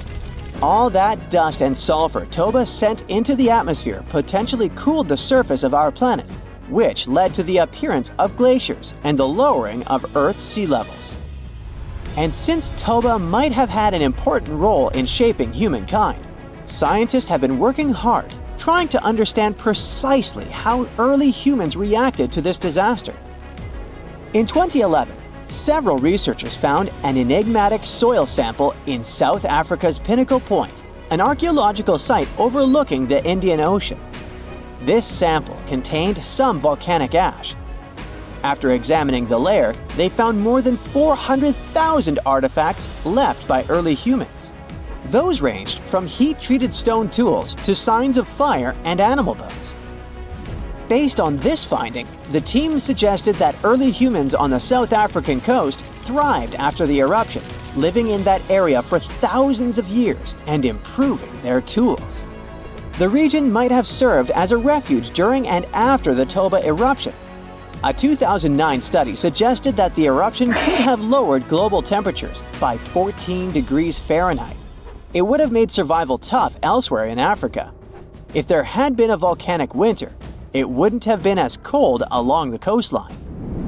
On the other hand, newer studies claim that Toba spewed out so much sulfur into the atmosphere that the resulting aerosols could have stuck together, which would have limited their cooling effect in the long term. In other words, right after the eruption, temperatures would have plummeted, but only in some regions. And after 3 years or so, the effects of the eruptions would have calmed down altogether, becoming not dangerous to humans. Well, apparently, more research is needed. Meanwhile, let's figure out if we should watch out for any volcanoes these days. Last year, thousands of small earthquakes shook the ground near Iceland's Svartsengi geothermal power plant. Magma rose to the surface there, and now it has opened wide fractures slicing through the small town of Grindavik. The ground there is still swelling, and an eruption might happen with little notice. But of course, that's not all. Over the planet, 45 other volcanoes keep rumbling. For example, Italy's Vesuvius, that infamous thing that finished the city of Pompeii in 79 CE. Over the last 17,000 years, the volcano has experienced 8 explosive eruptions, followed by powerful pyroclastic flows, dense masses of super hot ash, lava fragments, and gases flowing at high speeds. The volcano's last eruption happened in 1944. Mount Rainier is one of the most dangerous volcanoes in the USA. Its high elevation, chemical composition, and proximity to Washington's Seattle and Tacoma suburbs, and the volcano's ability to produce massive pyroclastic flows make Mount Rainier a threat to consider. The heat from this volcano could potentially melt the ice and snow covering it, leading to rapid downstream flows of debris, mud, and rocks. The Novarupta volcano in Alaska's Katmai National Park and Reserve formed in a 1912 eruption, which was the world's largest in the 20th century. The volcano sent almost 7 cubic miles of ash and debris into the air.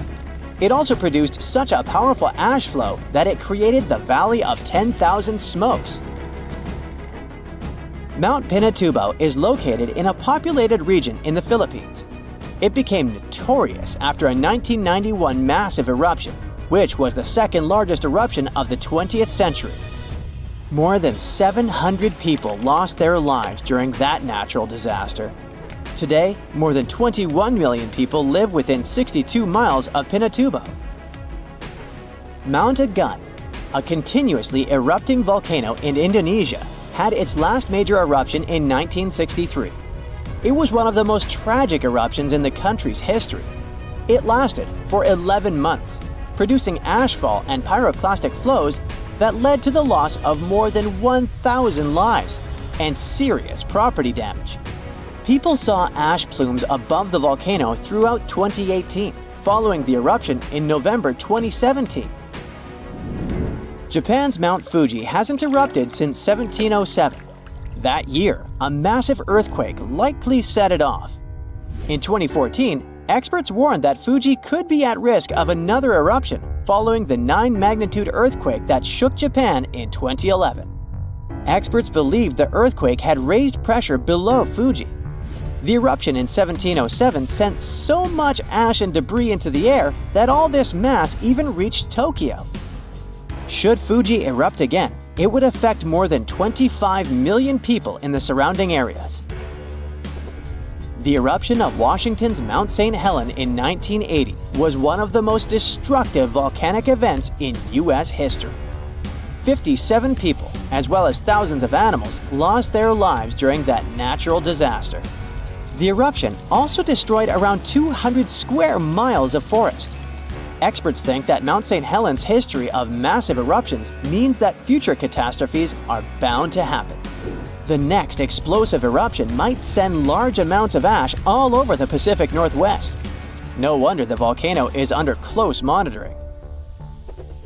One of Indonesia's most active volcanoes, Mount Merapi, has been erupting for centuries. NASA claims that the biggest risk of this volcano is pyroclastic flows, which can spread over vast areas and harm loads of people. For the last time, Merapi erupted in January 2024, sending plumes of smoke into the air. These days, more than 24 million people live in the area surrounding this volcano. Massive tsunamis, destructive tornadoes, giant meteorites, devastating earthquakes. Ooh, better have insurance. But all these are minor natural disasters compared with the eruption of a volcano. Some volcanoes can destroy a city, as it was with Pompeii, or some islands in the Pacific Ocean. But there's a dangerous type of eruption that can destroy all life on the planet. This type is called flood basalt. But first of all, let's figure out what a volcano is. Rivers of hot liquid metals and incandescent rocks flow deep inside our planet. And the deeper it gets, the hotter they are. The source of this hot mass is the mantle, which is the middle layer of Earth, located between the core and the crust. These fiery streams are called magma, and it flows everywhere. But we don't feel its heat because of the thick layer of our planet's crust. Magma is lighter than the crust, so it always tries to break out to the surface. And in some places, it succeeds. At the junctions of tectonic plates, it splashes out when one plate moves under a thicker one. When magma reaches the surface, it becomes lava. This substance burns the ground around and cools down quickly. It hardens and forms a new layer of rock. The following splash of magma falls on the top of this layer. Thus, a mountain appears layer by layer over millions of years. And in its mouth, a fault of tectonic plates splashes out magma. This mountain is called a volcano. It spits lava and ash into the sky, then falls asleep and wakes up again during seismic activity. Now imagine that several giant volcanoes begin to splash out an infinite amount of magma. It just doesn't end and covers an entire continent. This is a flood basalt, and one day it did happen. About 252 million years ago, in the northern part of our planet, a lot of magma accumulated under Earth's crust. Trillions of tons of hot rock were concentrated in one place on a gigantic territory. And gradually, all this fiery energy began to seep out of the ground. Hot gas started to come out in different places in this territory. The ground shook endlessly, and the crust rose hundreds of feet, all pointing to the approach of an imminent catastrophe. And then, at some point, magma began to pour out. Giant fountains of fire burst out of the ground. Do you know these geysers in Iceland? So imagine the same things, but dozens of times higher and with hot lava and ash instead of water and steam. The ash and lava flows were so strong that they reached the clouds. Under Earth's crust, there was a gigantic bubble of magma, and it squeezed out fiery jets under the pressure of rock and ground. The rift was getting bigger. Magma was flowing out everywhere. It began to fill the entire North Continent. The flood of lava spread wider and wider. The streams of molten rock seemed endless. Layers of molten basalt rock overlapped one another, forming a giant tsunami of lava 160 feet high. It poured out of the ground for hundreds of thousands of years, flooding forests, rivers, lakes, and meadows. At the same time, billions of tons of volcanic ash rose into the sky, which could lead to a volcanic winter, since sulfur dioxide in the ash reflected the sun's rays. This might have lowered the temperature on the continent by several degrees. Then, dust and ash probably condensed and formed giant clouds that watered the surface with toxic acid rain. But after that, the cooled lava formed a giant thick shield, preventing magma from seeping out of the endless fire bubble. The global catastrophe was over, but only for a short time. Trillions of tons of magma were still flowing under a thick layer of solid basalt. The fiery rivers couldn't reach the top, so they spread out to the sides. As a result of this expansion, huge nets were formed under the thick rock. They ran in different directions like a spider web and heated Earth's crust. Gases started coming out from under the surface again. More and more energy accumulated there until an explosion of unimaginable force occurred. In addition to magma, carbon dioxide and ash escaped to the surface. They filled the atmosphere and caused the greenhouse effect. The temperature on the whole planet increased by several degrees. This release provoked another catastrophe that began in the ocean. There were deposits of methane, an explosive gas, on the seabed. Under ice-cold water, the methane was frozen and harmless. But the greenhouse effect in the atmosphere warmed up the entire ocean. Millions of tons of methane began to rise to the surface. This gas is more potent than carbon dioxide. Therefore, when it hit the atmosphere, the temperatures on Earth increased again. The whole globe turned into a hot sauna. In previous cool and humid places, the temperature reached those of a modern Sahara. Of course, most animals and insects couldn't survive such a cataclysm, but ocean life took much more damage. The heat and methane reduced the amount of oxygen in the ocean. Fish and other marine life couldn't survive in such conditions. New problems appeared when anaerobic bacteria started to multiply in non-oxygen water. They fed on methane and carbon dioxide and released hydrogen sulfide, a toxic substance that poisoned water even more. About 75% of land animals and 95% of the ocean's inhabitants went extinct. This flood basalt eruption was the only disaster in the planet's history that destroyed almost all plants and significantly reduced the insect population. Several species of the hardiest animals managed to survive in these conditions. The planet took about 10 million years to recover completely. After that, evolution began a new process of developing life. And here are two pieces of news. The bad one is that flood basalt will happen again and will be no less devastating than 252 million years ago. The good news is that it will happen in hundreds of millions of years. But when that happens, humanity will need to be prepared. It will start on the ocean floor. First, lava fountains miles high will begin boiling the water and emit sulfur dioxide into the atmosphere, where it will reflect sunlight. Along with ash and magma, a massive amount of water vapor will rise into the air. Livestock won't survive, and people will have breathing problems. Acid rain and increased humidity caused by the evaporation of the oceans will lead to the corrosion of buildings. All flights will be canceled. People will have to wear gas masks. Many animals won't be able to handle this eruption, but humans will adapt quickly. But then another and another eruption will follow, and this endless catastrophe will soon deplete the resources of humanity. Plants and trees won't recover so fast, and oxygen production will be significantly reduced. Let's hope that humanity will have colonized other planets, including those outside the solar system by that time. And now, let's jump back to the present. About 70% of the seismic activity associated with volcanoes occurs underwater. So let's see how ordinary volcanoes on the ocean floor work.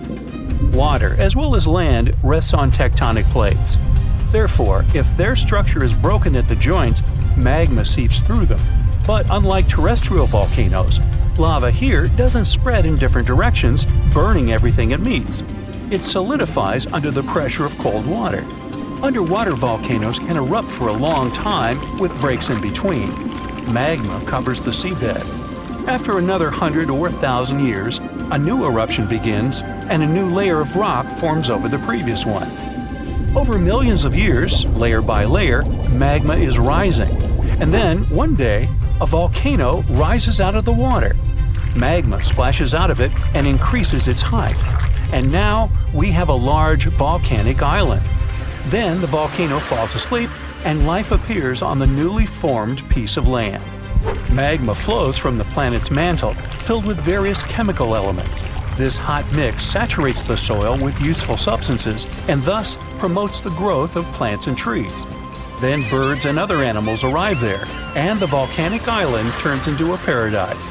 Then humans arrive and pave over paradise to put up a parking lot and a franchise burger joint.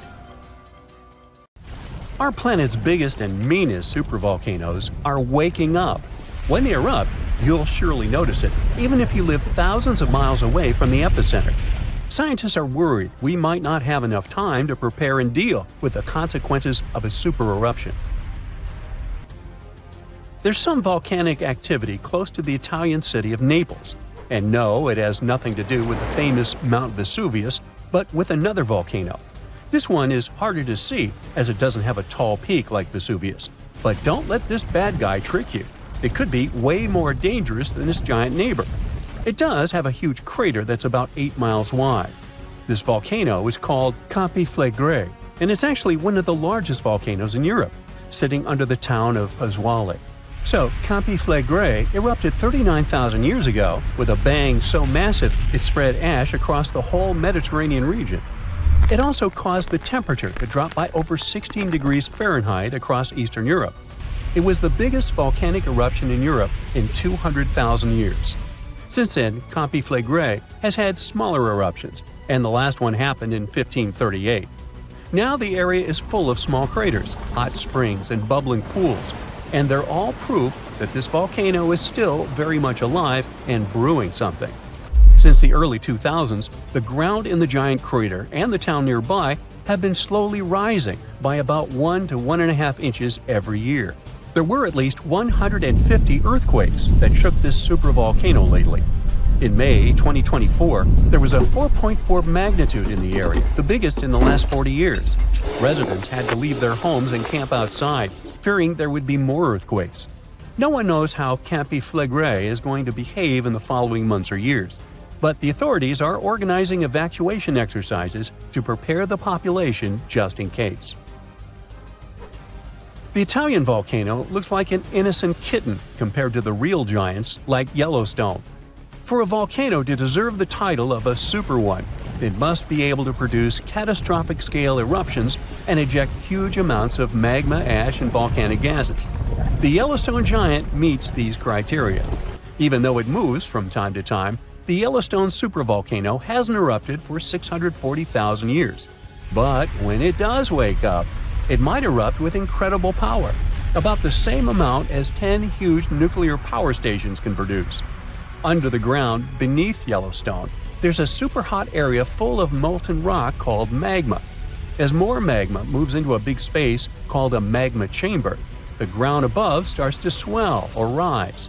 When the magma cools down, the ground falls. Between 2004 and 2009, the ground at Yellowstone rose by almost 10 inches, but then it started to slowly go back down in 2010. Scientists aren't sure if it's going to erupt anytime soon. There's also another big volcano called Long Valley in California that has been active since 1980, and it can be a really big threat. Scientists studying this supervolcano found out that before its biggest eruption, 760,000 years ago, the buildup may have taken less than a year. Now, that's bad news, because a supervolcano eruption can have a huge effect on the world, like the eruption of the Toba volcano in Sumatra around 74,000 years ago. It became the biggest volcanic eruption the Earth had seen in 28 million years. It covered parts of Indonesia, India, and the Indian Ocean with a thick layer of volcanic debris, almost like a 6-inch blanket. The amount of rock it spewed out was like stacking nearly 3 million Empire State Buildings. The giant crater it left behind can still be seen from space. All the ash and gases shot up into the air and blocked some of the sunlight. It caused a volcanic winter that lasted about 6 to 10 years. Some scientists think this eruption might have even affected early humans. Around the time Toba erupted, the human population took a sharp dip, and there were far fewer people. Some say this is why all modern humans come from a small group of survivors. According to the Toba catastrophe theory, most early humans in Europe and Asia didn't survive the cold and harsh climate after the eruption, but a lucky group lived through all that in Africa. Not all scientists agree with this idea, and some archaeological and climate records show a different story. Another volcano that changed the world in a big way was Mount Tambora in 1815. The next year went down in history as the year without a summer. It was cold and rainy, and there was snow and frost even in the middle of summer, especially in Europe and North America. This happened because the volcano sent out a lot of sulfur dioxide into the sky, which spread all over the world and made the planet colder. When Tambora erupted, it caused huge tsunamis that smashed homes and took the lives of around 10,000 people. Afterward, about 80,000 more people passed away because of the consequences the eruption had caused in the world. The cold weather ruined crops, so food became really expensive. And because horses were the main way people traveled, the cost of oats that they ate went way up too. Some people even think this led to the invention of the bicycle in 1817, as a new way to get around. The eruption made the Earth colder for about 3 years. Now, even though the Tambora eruption was so powerful, Krakatoa, another volcano in Indonesia, stole the show when it erupted in 1883. It was just easier to spread information about it through telegrams and photos. Its final blast was the loudest recorded sound in history, and people could hear it on 10% of the entire Earth's surface. The eruption started a tsunami, with waves about half as tall as the Statue of Liberty. Now, if we only had 12 months to prepare for a supervolcano eruption, it would be really hard to store enough food and get ready. But don't panic just yet. Supervolcano eruptions are very rare, and the last one happened 26,500 years ago in New Zealand. Scientists think that a super-eruption happens once every 100,000 years on average. But the sad part here is that the Earth doesn't follow a perfect timeline. There could be clusters of super-eruptions with shorter gaps between them and then longer quiet periods. Since there have already been 2 super-eruptions in the last 100,000 years, there's always a chance one could happen again sooner than we expect. Plus, although there are places like Yellowstone and Long Valley where we expect volcanoes to erupt, there are less obvious possible hotspots. In Chile, there's a volcano called Laguna del Maule that has erupted in the past and left behind a huge crater. Over the last 20 years, the ground there has been swelling really fast, rising up to almost 1 foot a year. Some people are worried that this could be a sign of a big eruption coming. But scientists say there's not enough magma yet to cause a super-eruption. In Bolivia, the Jutarancu volcano is also acting up. It's part of a group of volcanoes that have caused super-eruptions in the past. Since the 1960s, the ground around Jutarancu has been lifting, but the last eruption was 250,000 years ago. Even though the magma might be rising, it's not enough to worry about just yet. The chances of a super-eruption happening during our lifetime are 1 in 1,400, which is pretty low, so you don't need to worry too much. But just like someone wins the lottery every week with very small chances, a super-eruption could happen sometime in the future, and when it does, we'll need to be prepared. It happened around 8.7 million years ago. All of a sudden, vast grasslands started to open. Clouds of volcanic gas and ash covered the sky. Flows of lava streamed down the hills and across the plains. Within minutes, black volcanic glass started to rain from above, wiping out animals, crushing plants. It didn't take long before the land caved in, opening giant pits filled with red-hot magma. It was the greatest eruption of the Yellowstone supervolcano. This giant, which is actually one of the largest active volcanic systems on the planet, wasn't named Supervolcano for nothing. Spreading deep underground and extending for hundreds of miles, supervolcanoes are complicated structures. Experts are still unsure what processes can trigger these fire-breathing monsters and lead to super-eruptions. When it happens, more than 240 cubic miles of ash, molten rock, and hot gases get hurled up into the air, 4 super-eruptions would be enough to fill the Grand Canyon to the brim. Volcanoes create mountains, but supervolcanoes wipe them off the face of the Earth. They change climates and ecosystems. Thankfully, these disastrous events don't happen more often than every 50,000 years or so. Supervolcanoes appear when huge volumes of magma are trying to escape from deep underground and burst through the Earth's surface. Usually, all this magma gets stuck, unable to break through the planet's crust. Large pools of pressurized bubbling magma gather at a depth of several miles. The pressure keeps growing since more and more magma is trying to get to the surface. And then, wham, bam, a super-eruption goes off. All those millions of years ago, the first signs of the disaster appeared long before the catastrophe broke out. For thousands of years, the heat had been welling up from within the planet's insides. It had been melting rock beneath the planet's crust, leaving behind huge chambers. Those were filled with a pressurized mixture of semi-solid rock, magma, water vapor, and different gases, including carbon dioxide. All this scorching underground soup was expanding after more and more magma arrived with time. The land over the volcanic system was inching upward, slowly, almost unnoticeably. A year before the super-eruption, Yellowstone gave a warning. But that long ago, there was no one who could interpret these signals. Plus, those alarming processes were mostly going on underground. For example, decompression released gas bubbles. While bursting, such bubbles can often power particular kinds of eruptions. Months before the eruption, small-scale earthquakes became more frequent and more intense.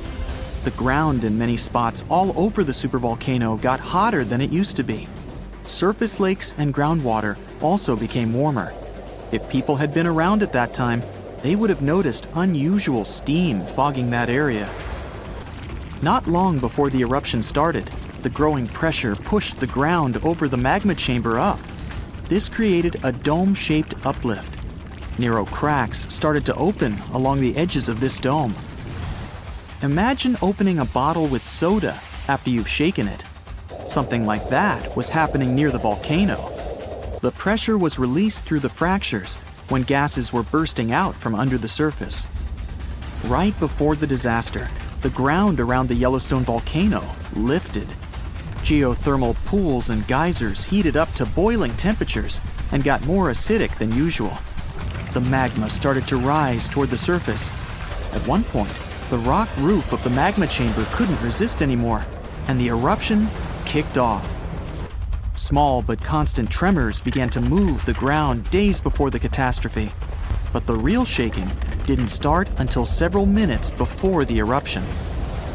With a deafening roar, a massive column of lava and ash hurtled up into the air to a height of over 16 miles. Within several minutes, a pyroclastic flow rushed across the area at a phenomenal hurricane-force speed. Such a flow is a liquid mixture of half-solid lava pieces, volcanic ash, and hot, expanding gases. It looked like an extremely hot, toxic snow avalanche. With the temperature of more than 1,300 degrees Fahrenheit, it was burning everything in its path.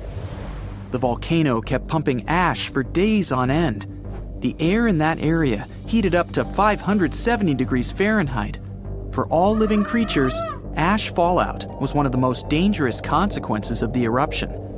Volcanic ash turns into glassy cement within seconds after being inhaled and getting in the lungs. Most animals didn't have a chance to survive. Even thick trees started to collapse under the weight of this dense substance. It only took a couple of days until a 10-foot layer of ash covered the territory of about 50 miles around the center of the eruption. In the end, tiny particles of volcanic ash coated almost all the western part of North America. After the ash got into the stratosphere, the temperatures all over the world started to drop. The eruption was rich in sulfur, which is an effective sun blocker. That's why it soon got so cold that there was no summer in the whole world for the next several years. The monsoon seasons changed. Animals couldn't find food and clean water. This natural disaster, called the Gray's Landing super-eruption, was colossal. That's how researchers described it in their recent studies. It covered more than 8,900 square miles of what's now southern Idaho and northern Nevada. The streams of lava enameled an area as large as New Jersey in scorching hot volcanic glass. It instantly sterilized the land surface, wiping out all the plant life that had been thriving there before. There have been at least 3 other super-eruptions in the history of the Yellowstone volcano. They happened 2.1 million, 1.3 million, and 64,000 years ago. They were 6,000, 700, and 2,500 times more powerful than the devastating eruption of Mount St. Helens in Washington state in 1980. The most recent super-eruption was dubbed the Lava Creek eruption. It formed the Yellowstone caldera after spewing out 240 cubic miles of rock, dust, and volcanic ash. These days, Yellowstone National Park is a mind-boggling collection of 10,000 mud pots, hot springs, geysers, and vents emitting volcanic gases. Heat-loving microorganisms live in most of them. They paint the park in its brilliant colors. The most famous geyser is called Old Faithful. It got this name at the end of the 19th century because of how regular its eruptions were. This geyser is more active than others, erupting about 17 times a day. Each of these magnificent events lasts from 1 to 5 minutes, and the fountain of steaming water can reach the height of 180 feet. Scientists have spent many years trying to figure out what's hiding under Yellowstone Park. They've discovered that surface water goes several miles down into the crust. It gets heated and boils, supplying the geysers. Around 7 miles below the surface, there's a reservoir of half-melted rock. That's the magma chamber, and it's more than 30 miles wide. An enormous plume of hot rock, which looks somewhat like a mushroom, feeds this chamber. It rises from the depth of 400 miles, traveling through the planet's upper mantle, a thick layer of mostly solid rock. Sometimes, this plume overheats the magma chamber. The land in that place lifts, and tiny earthquakes help some liquid escape to the surface. The pressure inside the chamber drops, and the ground lowers again. Since 2004, some parts of the Yellowstone caldera, which is a clever word for a volcanic crater, have been surging upward much faster than usual. The rate's been almost 3 inches per year. No uplift has been that quick since scientists started close observations in the 1970s. And still, experts are sure the supervolcano doesn't present any danger these days. For an eruption to happen, the magma inside has to be at least 50% molten. With Yellowstone, this number is just 5 to 15%. Even if there's some volcanic activity, it's more likely to be a spurt of oozing molten rock, known as a lava flow. It does present some danger, but it's easily avoidable. Or it can be a hydrothermal explosion.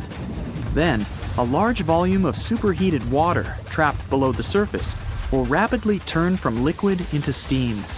This steam, along with boiling water, mud, and pieces of rock, will burst through the surface with great force.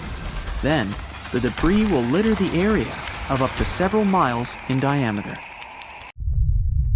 Whoa! Earth's surface is shaking. Long cracks split the ground open. Lava rivers are rapidly flowing down the slopes. Deafening noise is filling the air. Rocks and other debris are flying high up. Clouds of volcanic gas and ash cover the sky. Now, this is not a plot of a blockbuster disaster movie. It's what happens when supervolcanoes decide to erupt. But this is likely not the scenario that will take place when the world's largest volcano, Mauna Loa, decides to finish its long, long nap. In 2021, scientists were sure it would happen soon. But so far, nothing. The volcano's seismicity keeps increasing and then going back to normal. But you never know when this giant will finally come back to life. That's why experts have been monitoring geological activity on Hawaii's largest island for quite some time. The Big Island of Hawaii is made up of 5 volcanoes, including the most active on the planet, Kilauea, and the largest, Mauna Loa. This gigantic thing makes up almost half the landmass of the island. And what lava Kilauea emits in one day, Mauna Loa could spew out within 20 minutes. That's what it did in 1984. While Mauna Loa's smaller sibling has been throwing tantrums for a while, the giant has been slumbering ever since its last eruption. But very recently, the Hawaii Volcano Observatory has recorded more than 200 mini-earthquakes below Mauna Loa. It likely means an increased flow of magma down there. Good morning! The volcano might be waking up. Or not.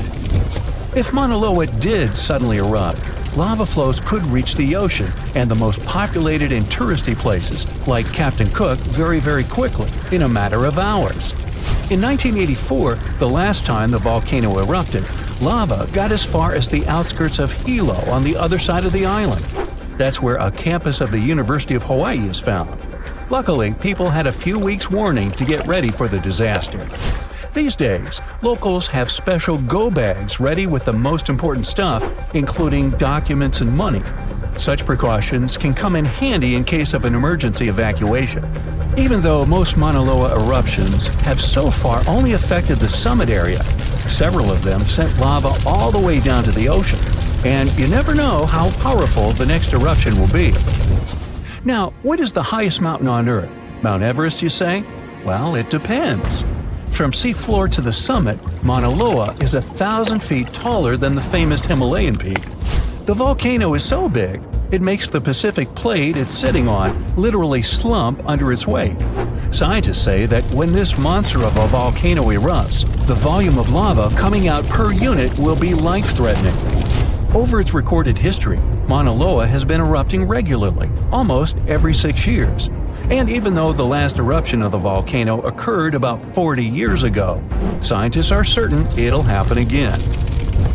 Now, remember the scene I showed you at the beginning? Well, you can relax. It's not likely to happen with Mauna Loa. The thing is, big island volcanoes, including Mauna Loa, aren't very volatile. That's because they're shield volcanoes. These volcanoes got such a name because they aren't really very high and resemble a warrior's shield placed flat on the ground. Shield volcanoes get formed by very fluid lava. It travels farther and forms much thinner flows than lava erupted from a stratovolcano, which is conically shaped and tall, like the infamous Krakatoa in Indonesia. So if, or should I say when, Mauna Loa erupts, there probably won't be ash clouds and tons of debris. The most dangerous thing will be lava. Since Mauna Loa is a shield volcano, its lava is extremely fluid and voluminous, which allows it to flow far and fast. Using theoretical vent maps, experts from the Hawaii Volcano Observatory have made charts of possible lava flows. They're kind of worried about earthquakes clustering at high rates. It likely means that lava is on the move under the surface. 500 to 600 earthquakes per day are a serious reason to be on high alert. On the other hand, it doesn't necessarily mean a disaster or inevitable eruption. Around a decade ago, several earthquakes that happened at the same time signaled that something was happening under Mauna Loa. But an eruption didn't occur. Instead, half the volcano shifted a bit to the south. This way, it probably gave more room to magma so that it had enough space to stay beneath the surface. Now, let's get back to the catastrophic eruption we saw at the beginning of the video. That's what often happens when a supervolcano erupts. Those are volcanoes that have at least once had an eruption with a volcanic explosivity index of 8, which is the largest recorded number on the index. Supervolcanoes are often extremely large, with no cone at all. That's because they're typically the remains of gigantic magma chambers that once flared up, leaving behind a caldera. They're usually found over hot spots. Supervolcanoes can produce super-eruptions, and when they do, they blow more than 240 cubic miles of ash, molten rock, and hot gases up into the air. In other words, 4 super-eruptions could fill the Grand Canyon to the brim. Supervolcanoes get formed when gigantic volumes of scorching hot magma are trying to escape from deep underground. This magma rises close to the surface but can't break through Earth's crust. That's why a huge pressurized pool of bubbling magma gathers at a depth of only several miles. The pressure keeps growing because more magma is trying to get to the surface until, bam, a super-eruption occurs. The most recent super-eruption happened in New Zealand.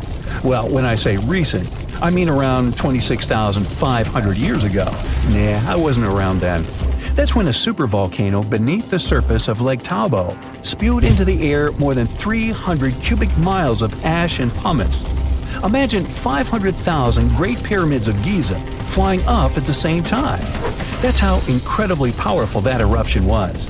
But the most exciting and confusing thing about the eruption was that the Tahoe volcano simply didn't go off like many others. At first, everything was going as usual. More than 200 square miles of magma had built up under the surface, and the pressure was getting higher and higher. But after the rock cracked and the first part of lava rushed out of the crater, something went wrong, and the supervolcano took a break. Only several months later, the disastrous eruption shook the ground, and thousands of tons of lava, rocks, and ash flew high into the atmosphere. But the age of supervolcanoes isn't over. The most infamous of them all is probably the one in Yellowstone National Park. This giant handles at least 3 mega-powerful eruptions, and who knows how many smaller ones. If this monster erupted anywhere as strongly as it did 2.1 million years ago, it would spit out more than 588 cubic miles of red-hot material. You can probably picture it more vividly if I tell you that this volume is comparable to 65 million Capitol rotundas in Washington, D.C. piled together. Wow. Anyway, scientists are sure that Yellowstone doesn't present any danger these days. For an eruption to happen, magma inside must be at least 50% molten. With the Yellowstone caldera, this number is just 5 to 15%. But of course, Yellowstone isn't the only supervolcano on our planet. There's also New Zealand's Tahoe you already know about, Japan's Eri Caldera, California's Long Valley, Indonesia's Toba. Any of them can one day produce a super-eruption. There are also several so-called supervolcanoes that haven't lived up to this name yet because they've never produced anything like a super-eruption. For example, in 1883, Indonesian volcano Krakatoa went off. The power of the eruption tore the volcano's walls open, and cold seawater rushed into its molten insides. The difference in temperature made the volcano blow up with a deafening boom. It was clearly heard 2,000 miles away in Australia. It earned the blast the title of the loudest sound in history. But even though the consequences of this event were truly catastrophic, it still turned out not powerful enough to be called a super-eruption. The last time this volcano erupted was about 500 years ago, but recently, small tremors have grown really frequent, to such an extent that scientists have been recording more than 1,000 a month. I'm talking about the Campi Flegrei supervolcano in Italy. At one point, just a few weeks ago, the area was rattled by a 4.4 magnitude earthquake with 150 tremors in just one night. It was the strongest earthquake in over 40 years. A lot of locals spent the night in their cars, but in the morning, the shakes were followed by another earthquake, a bit weaker with a magnitude of 3.6. So, is Italy in danger? Well, the quake itself wasn't big enough to cause serious damage, but it evoked a lot of panic. At the moment, local authorities are working on grandiose emergency plans. If worse comes to worse, they'll have to evacuate hundreds of thousands of people. One of the reasons is the proximity of this area to Naples with more than 3 million inhabitants. At the moment, they're even considering an option of paying people to leave their homes. Right now, schools remain closed in the Campi Flegrei area. The authorities are allocating more than 500 million euros to ensure the safety of buildings and constructions in the area. A yellow alert is still in place in the region where 80,000 people live. There's the so-called red zone, which is the most dangerous area. There are 1,250 houses in this red zone, and all of them will be at high seismic risk if an eruption begins. Plus, more than twice as many will be at medium risk. Italy is a country prone to seismic activity, and Pozzuoli is a densely populated area that is located on one of the most dangerous supervolcanoes in Europe. Campi Flegrei has 24 hidden underground craters and dwarfs the better-known Vesuvius. Yes, the very volcano that wiped the ancient Roman city of Pompeii off the face of the earth in 79 CE. This city thrived near the base of Mount Vesuvius at the Bay of Naples. In the time of the early Roman Empire, 20,000 people lived in Pompeii. They were merchants, manufacturers, farmers, and others. The soil in the region was rich and fertile, so there were lots of orchards and vineyards. Strangely, no one knew that this black earth was the legacy of an earlier eruption of Mount Vesuvius. The area was a favorite summer destination for rich Romans. Sadly, at noon on August 24, 79 CE, all this prosperity came to an end. The peak of Mount Vesuvius exploded, sending a 10-mile-high mushroom cloud of ash and pumice into the stratosphere. For the next 12 hours, the eruption was wreaking havoc on the city. Volcanic ash and a hail of pumice stones, some of which were 3 inches in diameter, showered Pompeii. It forced the city's occupants to flee in terror. Around 2,000 people holed up in stone structures and cellars, paralyzed by fear. They hoped to wait out the eruption. Who knows? Maybe if they had decided to leave the city immediately after the beginning of the eruption, they would have had some chances to survive. A westerly wind protected the city from the first stages of the eruption. But soon, a giant cloud of hot ash and gas rushed down the western slope of Vesuvius.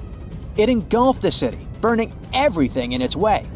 This disastrous cloud was followed by a flood of volcanic mud and rock, which completely buried the city. As if the volcano was making sure no one would survive, a cloud of toxic gas poured onto the city, finishing the lives of a few survivors on August 25th. A flow of rock and ash followed.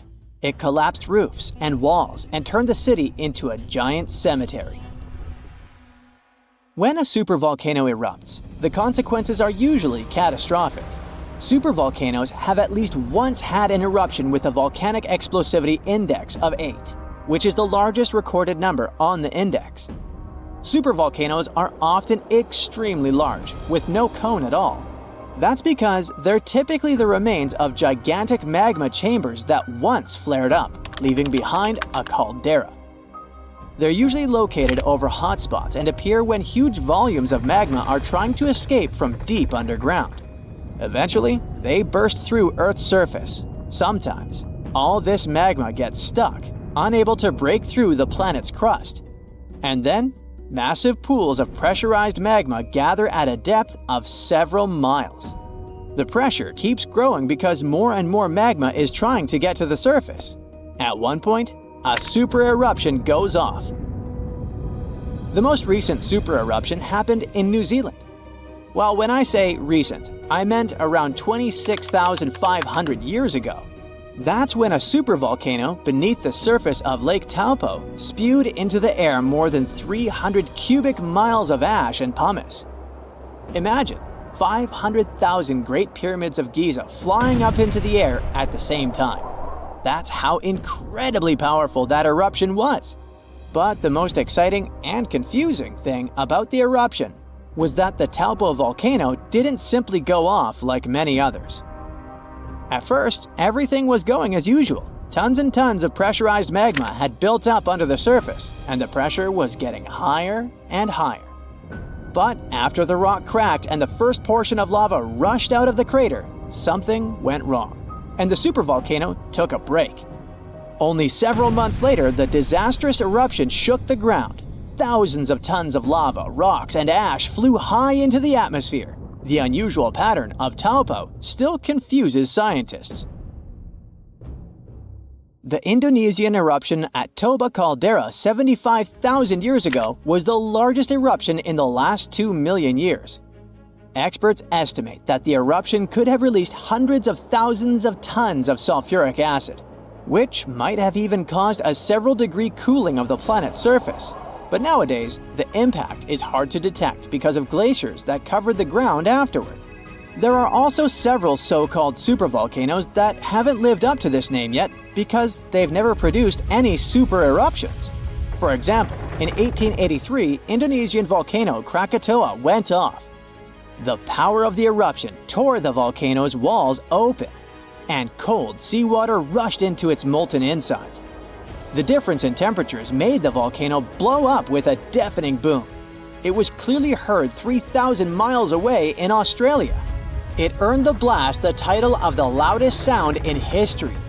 But even though the consequences of this event were truly catastrophic, it still turned out not powerful enough to be called a super-eruption. It only had a volcanic explosivity index of 6. Then, there's also Mauna Loa. It's a shield volcano, which means it won't produce explosive eruptions, but its sheer size makes this monster of a volcano extremely dangerous. At the moment, the volcano seems to be at peace with its surroundings. Research equipment doesn't show any signs of activity on Mauna Loa, but if Mauna Loa did suddenly erupt, lava flows could reach the ocean and the most populated and touristy places like Captain Cook very fast, in a matter of hours. The last time the volcano erupted, lava got as far as the outskirts of Hilo on the other side of the island. That's where the University of Hawaii is located.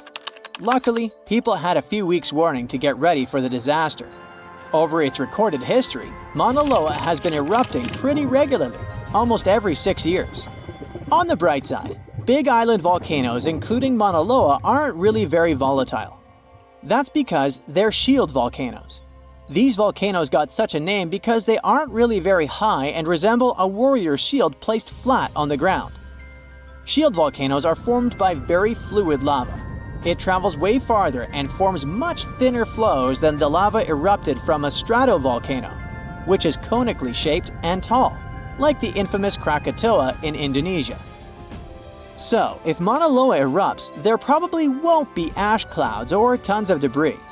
The most dangerous thing will be lava. Since Mauna Loa is a shield volcano, its lava is extremely fluid and voluminous, which allows it to flow far and fast. When we think of active volcanoes, one region comes to mind: the Ring of Fire in the Pacific Ocean. 3/4 of Earth's volcanoes sit within this belt. Compare the area to Australia, which doesn't have any volcanic activity. The old continent of Europe is also calm, or at least we like to think so. Can you guess what the most active volcano in Europe is? If you thought of Mount Etna on the island of Sicily in Italy, you were right. The volcano has erupted about 200 times and has been far from sleeping in recent decades. The last time this happened was in August 2023. The highest mountain in the Mediterranean is 500 million years old. But in Iceland, there is a much younger volcano. It sprang into action on the 10th of July 2023. In the afternoon, 3 fissures appeared in the ground on a peninsula in the southwest of the island. This was at a base of a small mountain peak. Its name means Little Ram in the local language. The volcano spewed molten lava high into the air. There were also gas plumes in the area, but the scientific community wasn't surprised by the event. They already knew about the volcanic area that stretches between the cities of Reykjavik and Keflavik. Its name is hard to pronounce. Hey, I want to buy a vowel. It had already erupted during the previous 2 summers. This activity came after 8 centuries of dormancy. In the days leading up to the latest eruption, seismologists, the scientists who study earthquakes, recorded over 12,000 tremors. When the ground opened up in July, the fissures were over 1.5 miles long. The following morning, 2 of them closed. All the lava was now coming out of the last fissure. It grew into an elongated cone, the simplest shape of volcano we are all familiar with. The lava soon filled a large crater. It grew almost 100 feet tall during the first week, and it is still growing. On the night when the eruption started, lava spread out in all directions. Its cinders set ablaze the dry moss in the vicinity. Local authorities closed off the surrounding area. There were toxic gases from the volcanoes and smoke from the burning moss. Firefighters flocked to the area. After a week, they proclaimed the area safe. Visitors soon came to witness the birth of Europe's youngest volcano. This form of tourism is quite developed in Iceland. People come from all over the world to watch active volcanoes. The land of fire and ice is home to more than 130 volcanoes. Some 30 of them are active. Now, I know what you're thinking right now. Is volcano tourism safe? In Iceland, it is. The country's authorities research and constantly monitor all of the hotspots. The island is dotted with several dozen seismic stations. These help researchers accurately predict future eruptions, and emergency services are accustomed to these sorts of events. They can quickly cordon off danger zones. This is what happened in 2010. A volcano in the south of the island, the name of which everyone struggled to pronounce, erupted. It spewed out a plume of steam and ash that was 7 miles high. This wasn't a fun time to be an air traveler. Winds carried the enormous plume southeast toward northern Europe. Many countries closed their airspace for several days for safety reasons.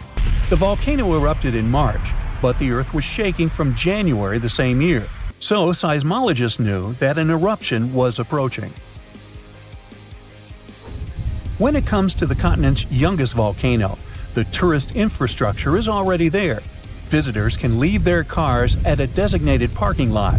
Then they go on a 5-hour-long trek. This leads to a viewing deck. Tourists are so close to the epicenter that they can feel the heat haze from the crater. The sight is the most impressive at nighttime. Safety is never a concern. Scientists regularly chart out hazard maps that outline the borders of lava fields. This way, visitors who stick by the rules are never in harm's way.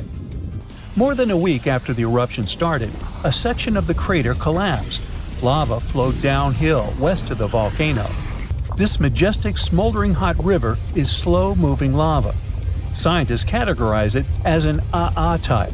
The term is Hawaiian. It describes basaltic lava that has a rough and brittle surface. The flow is composed of broken lava blocks that are called clinkers. They fall off as the substance flows. This reveals red-hot areas.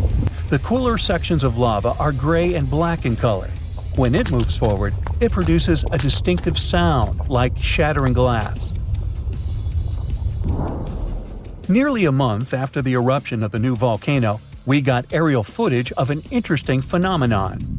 A tornado formed directly over the lava flow. This occurs due to the high temperatures in the area. When the conditions are right, a column of heated air can easily turn into a mini tornado.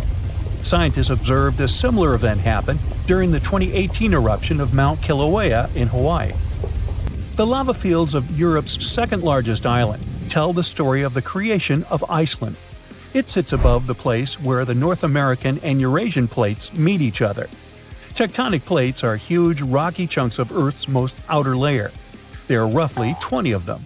They rest on a partially molten layer of rock. All the lava we see on the surface starts its journey here.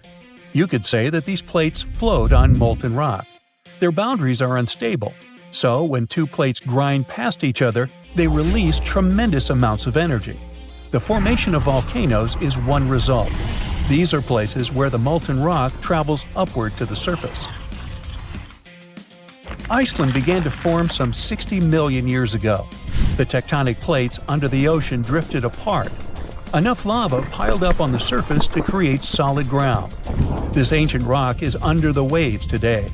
As new lava reaches the surface and cools down, it pushes the old rock away from the center of the island. That's why the oldest parts of Iceland aren't 60, but only 16 million years old.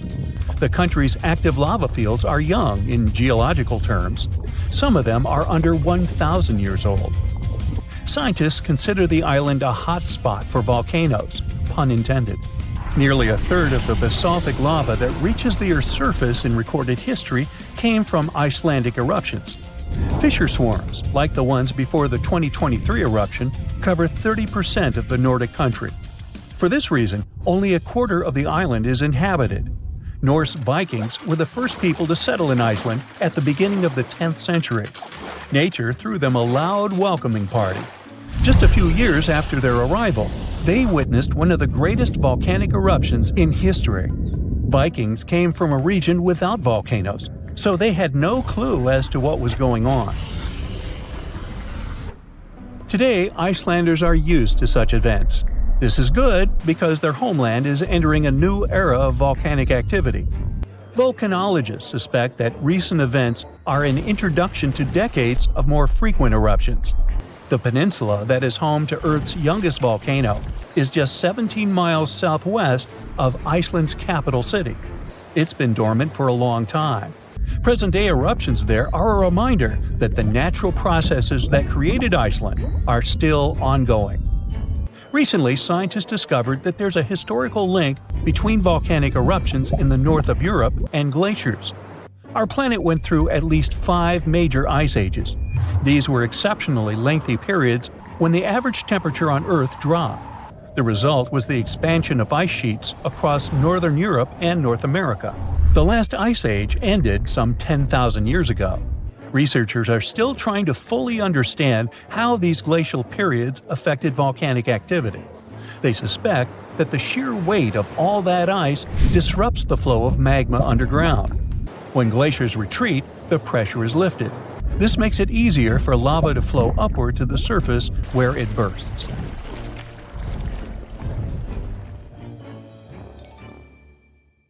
At the end of December 2021, an underwater volcano with a rather exotic name, Hunga Tonga, woke up after several years of sleeping. It did that with so much energy and strength that people heard the eruption from over 100 miles away. Then it went back to sleep. But a couple of weeks later, it woke up again with a force 7 times greater than the first time. It broke the island above it in 2 parts. The lightning storm that started because of the eruption was the most intense in recorded history.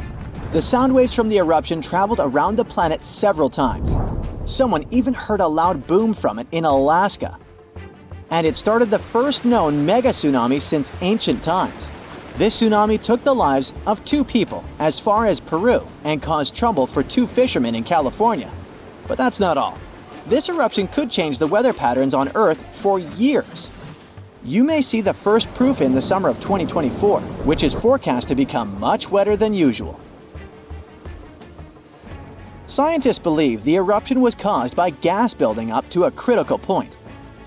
Different minerals, including anhydrite quartz and sulfides, were building up for several months until they blocked the flow paths and sealed the gas within Hunga Tonga. Normally, when a volcano erupts, the fumes cause a temporary cooling effect on Earth's surface. But Hunga Tonga's eruption was different. It didn't produce much fumes, but released a massive amount of water vapor, roughly equal to 60,000 Olympic swimming pools. The intense heat of the eruption turned huge amounts of seawater into steam, which then blasted high into the atmosphere. All that water vapor ended up in the stratosphere, a layer of the atmosphere that's too dry to form clouds or rain.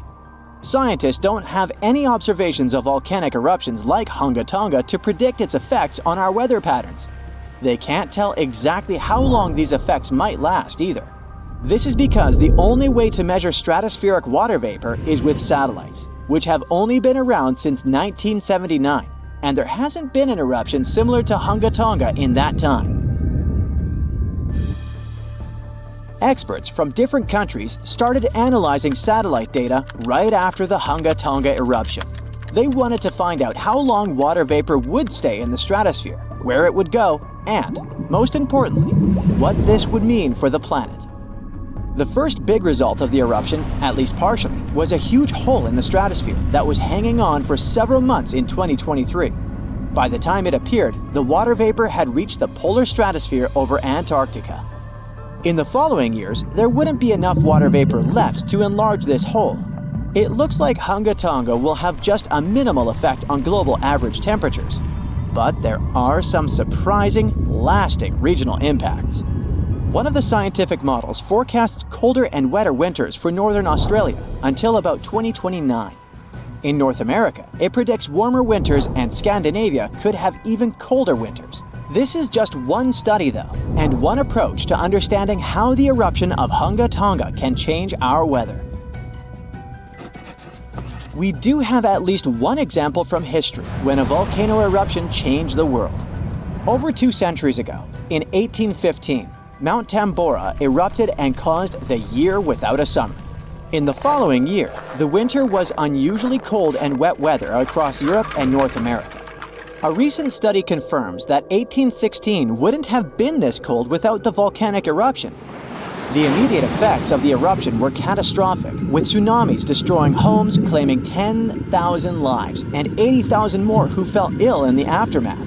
The eruption of Mount Tambora was one of the strongest in the last 1,000 years. It had ejected an enormous amount of sulfur dioxide into the stratosphere, which quickly spread across the world. It resulted in the coldest year in at least the last 250 years. In May, frost wiped out most of the crops in New York, Massachusetts, New Hampshire, and Vermont.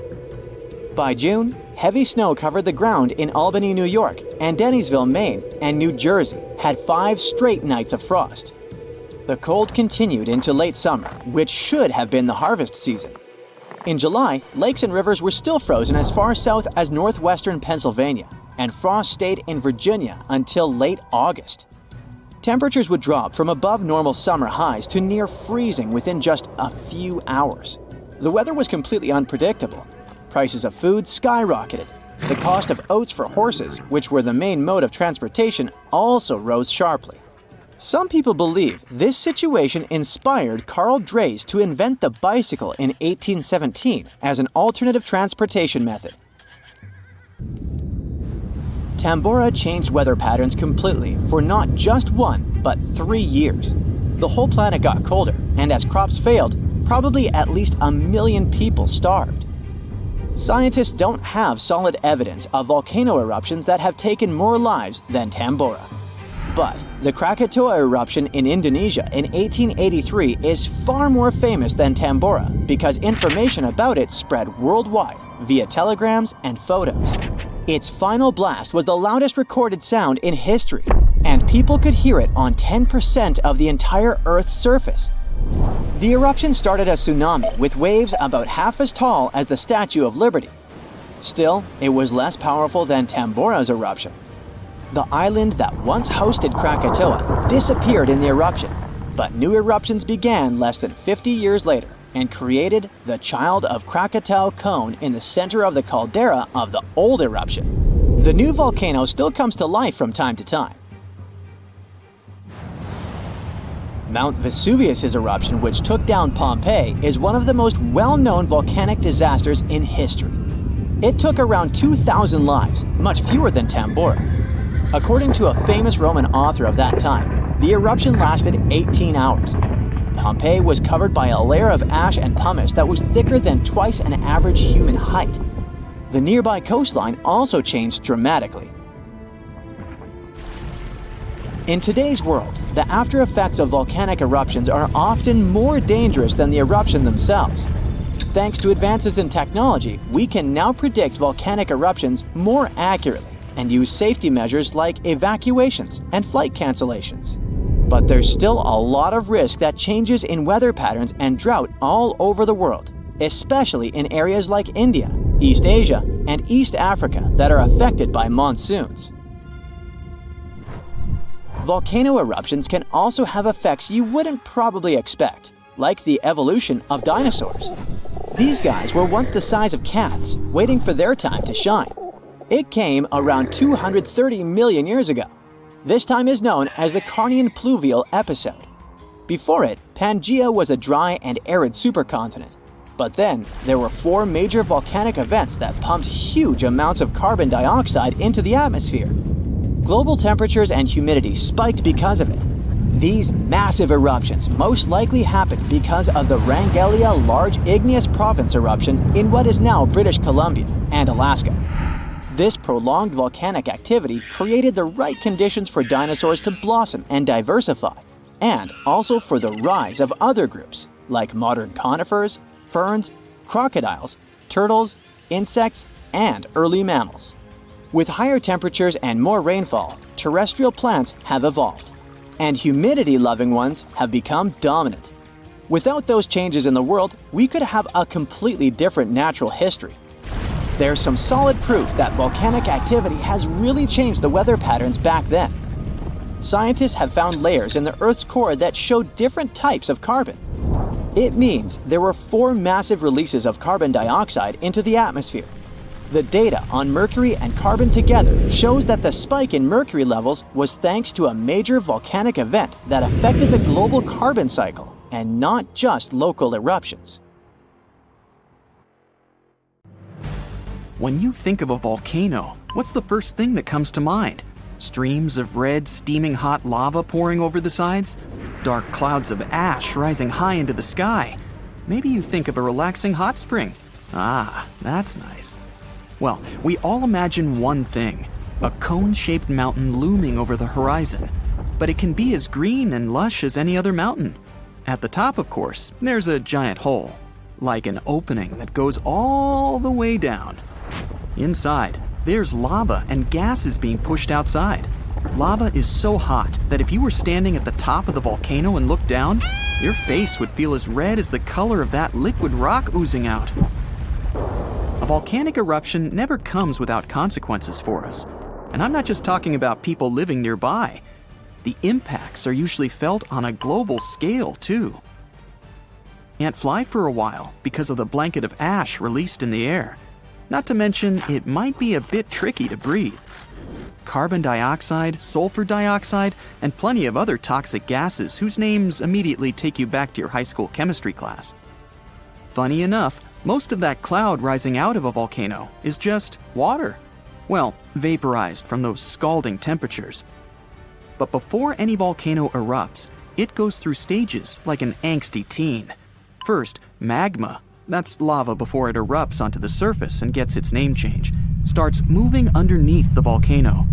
This causes earthquakes that get worse and more dangerous over time. Then, steam and different gases start spewing out of holes in the planet's crust. Our Earth resembles a tea kettle about to whistle. When the gas emissions and earthquakes get more massive, it usually means the volcano is about to blow its top.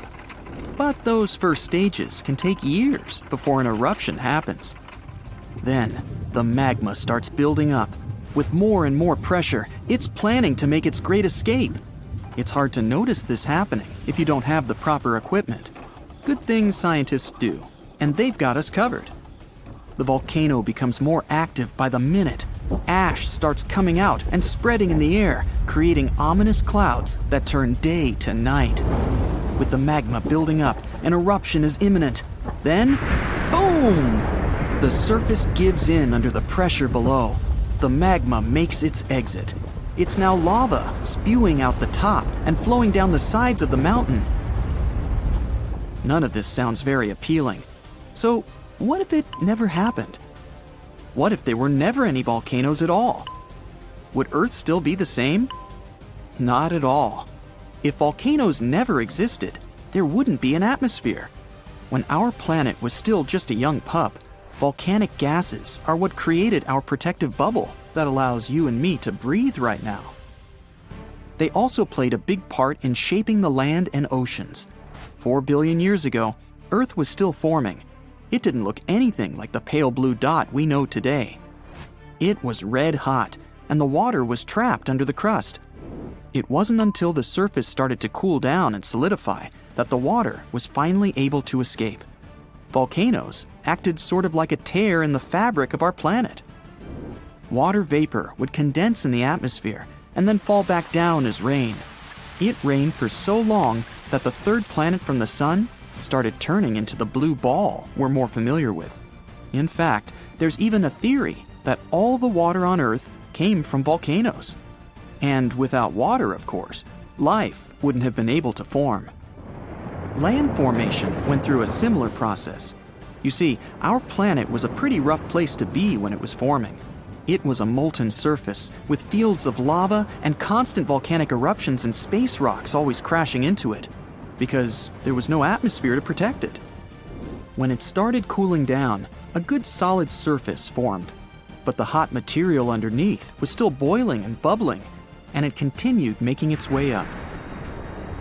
The crust would move and form thick layers with the material that was rising up. Over time, these layers became more permanent. Volcanic eruptions were still happening, but the first landmass had finally formed. Okay, We'll take the best part of volcanoes, an atmosphere. So what if they stopped erupting long after we got our protective breathable shield? Still not good. For starters, volcanoes created the most fertile soil. Around Naples, you have the famous Mount Vesuvius.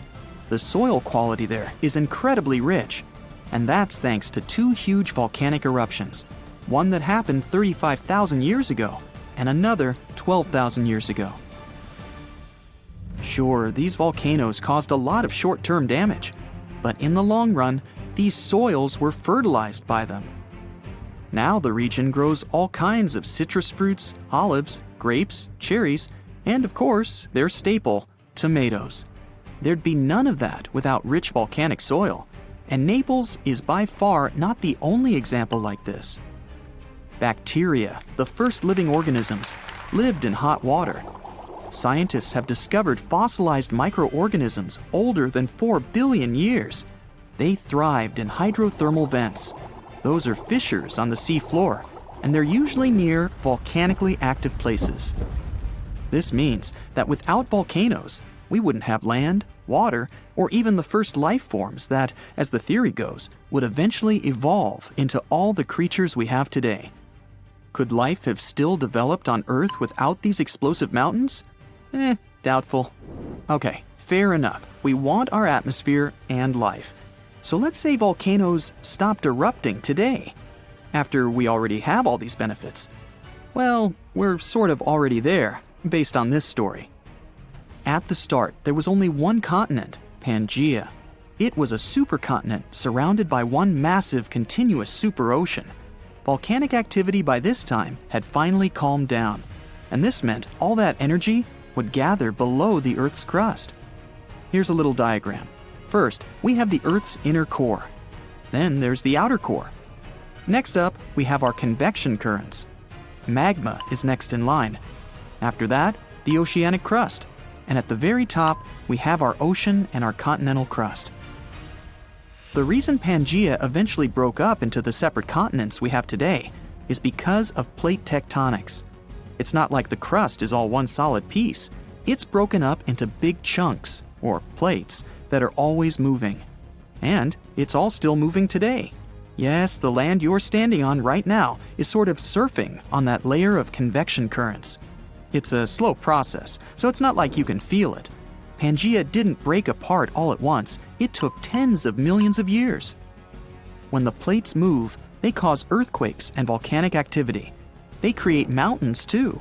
It's good for our planet as well, because the Earth gets to sort of renew its old crust. If there was no volcanic activity now, the pressure underneath the Earth's crust would keep building up. It'd get to a boiling point the continents couldn't handle anymore, and eventually, they'd start splitting into more numerous and smaller masses. Volcanoes are still useful to us till this day. For one, they cool our atmosphere. Their eruptions release sulfur gas. It combines with water in our atmosphere and cools it at its lowest level, which is where we live and breathe. There's also an excellent use for their heat. Geothermal power plants harness the energy coming from deep inside the Earth and turn its heat into steam. We then use that steam and turn it into electricity. This is the case for our friends in New Zealand and Iceland, since they live in places with high underground temperatures. Volcanic material can also be made into blocks for building stuff. It can be grounded down to make cement too. If we want, we can even search volcanoes for precious minerals like gold, copper, and sulfur. And who can forget about hot springs? Tourism to places like Yellowstone and Iceland wouldn't be the same without them. And who doesn't love a nice steamy dip in the ones safe for swimming? Oh yeah. In the end, volcanoes aren't so bad after all. Our beautiful Earth wouldn't be what it is without them.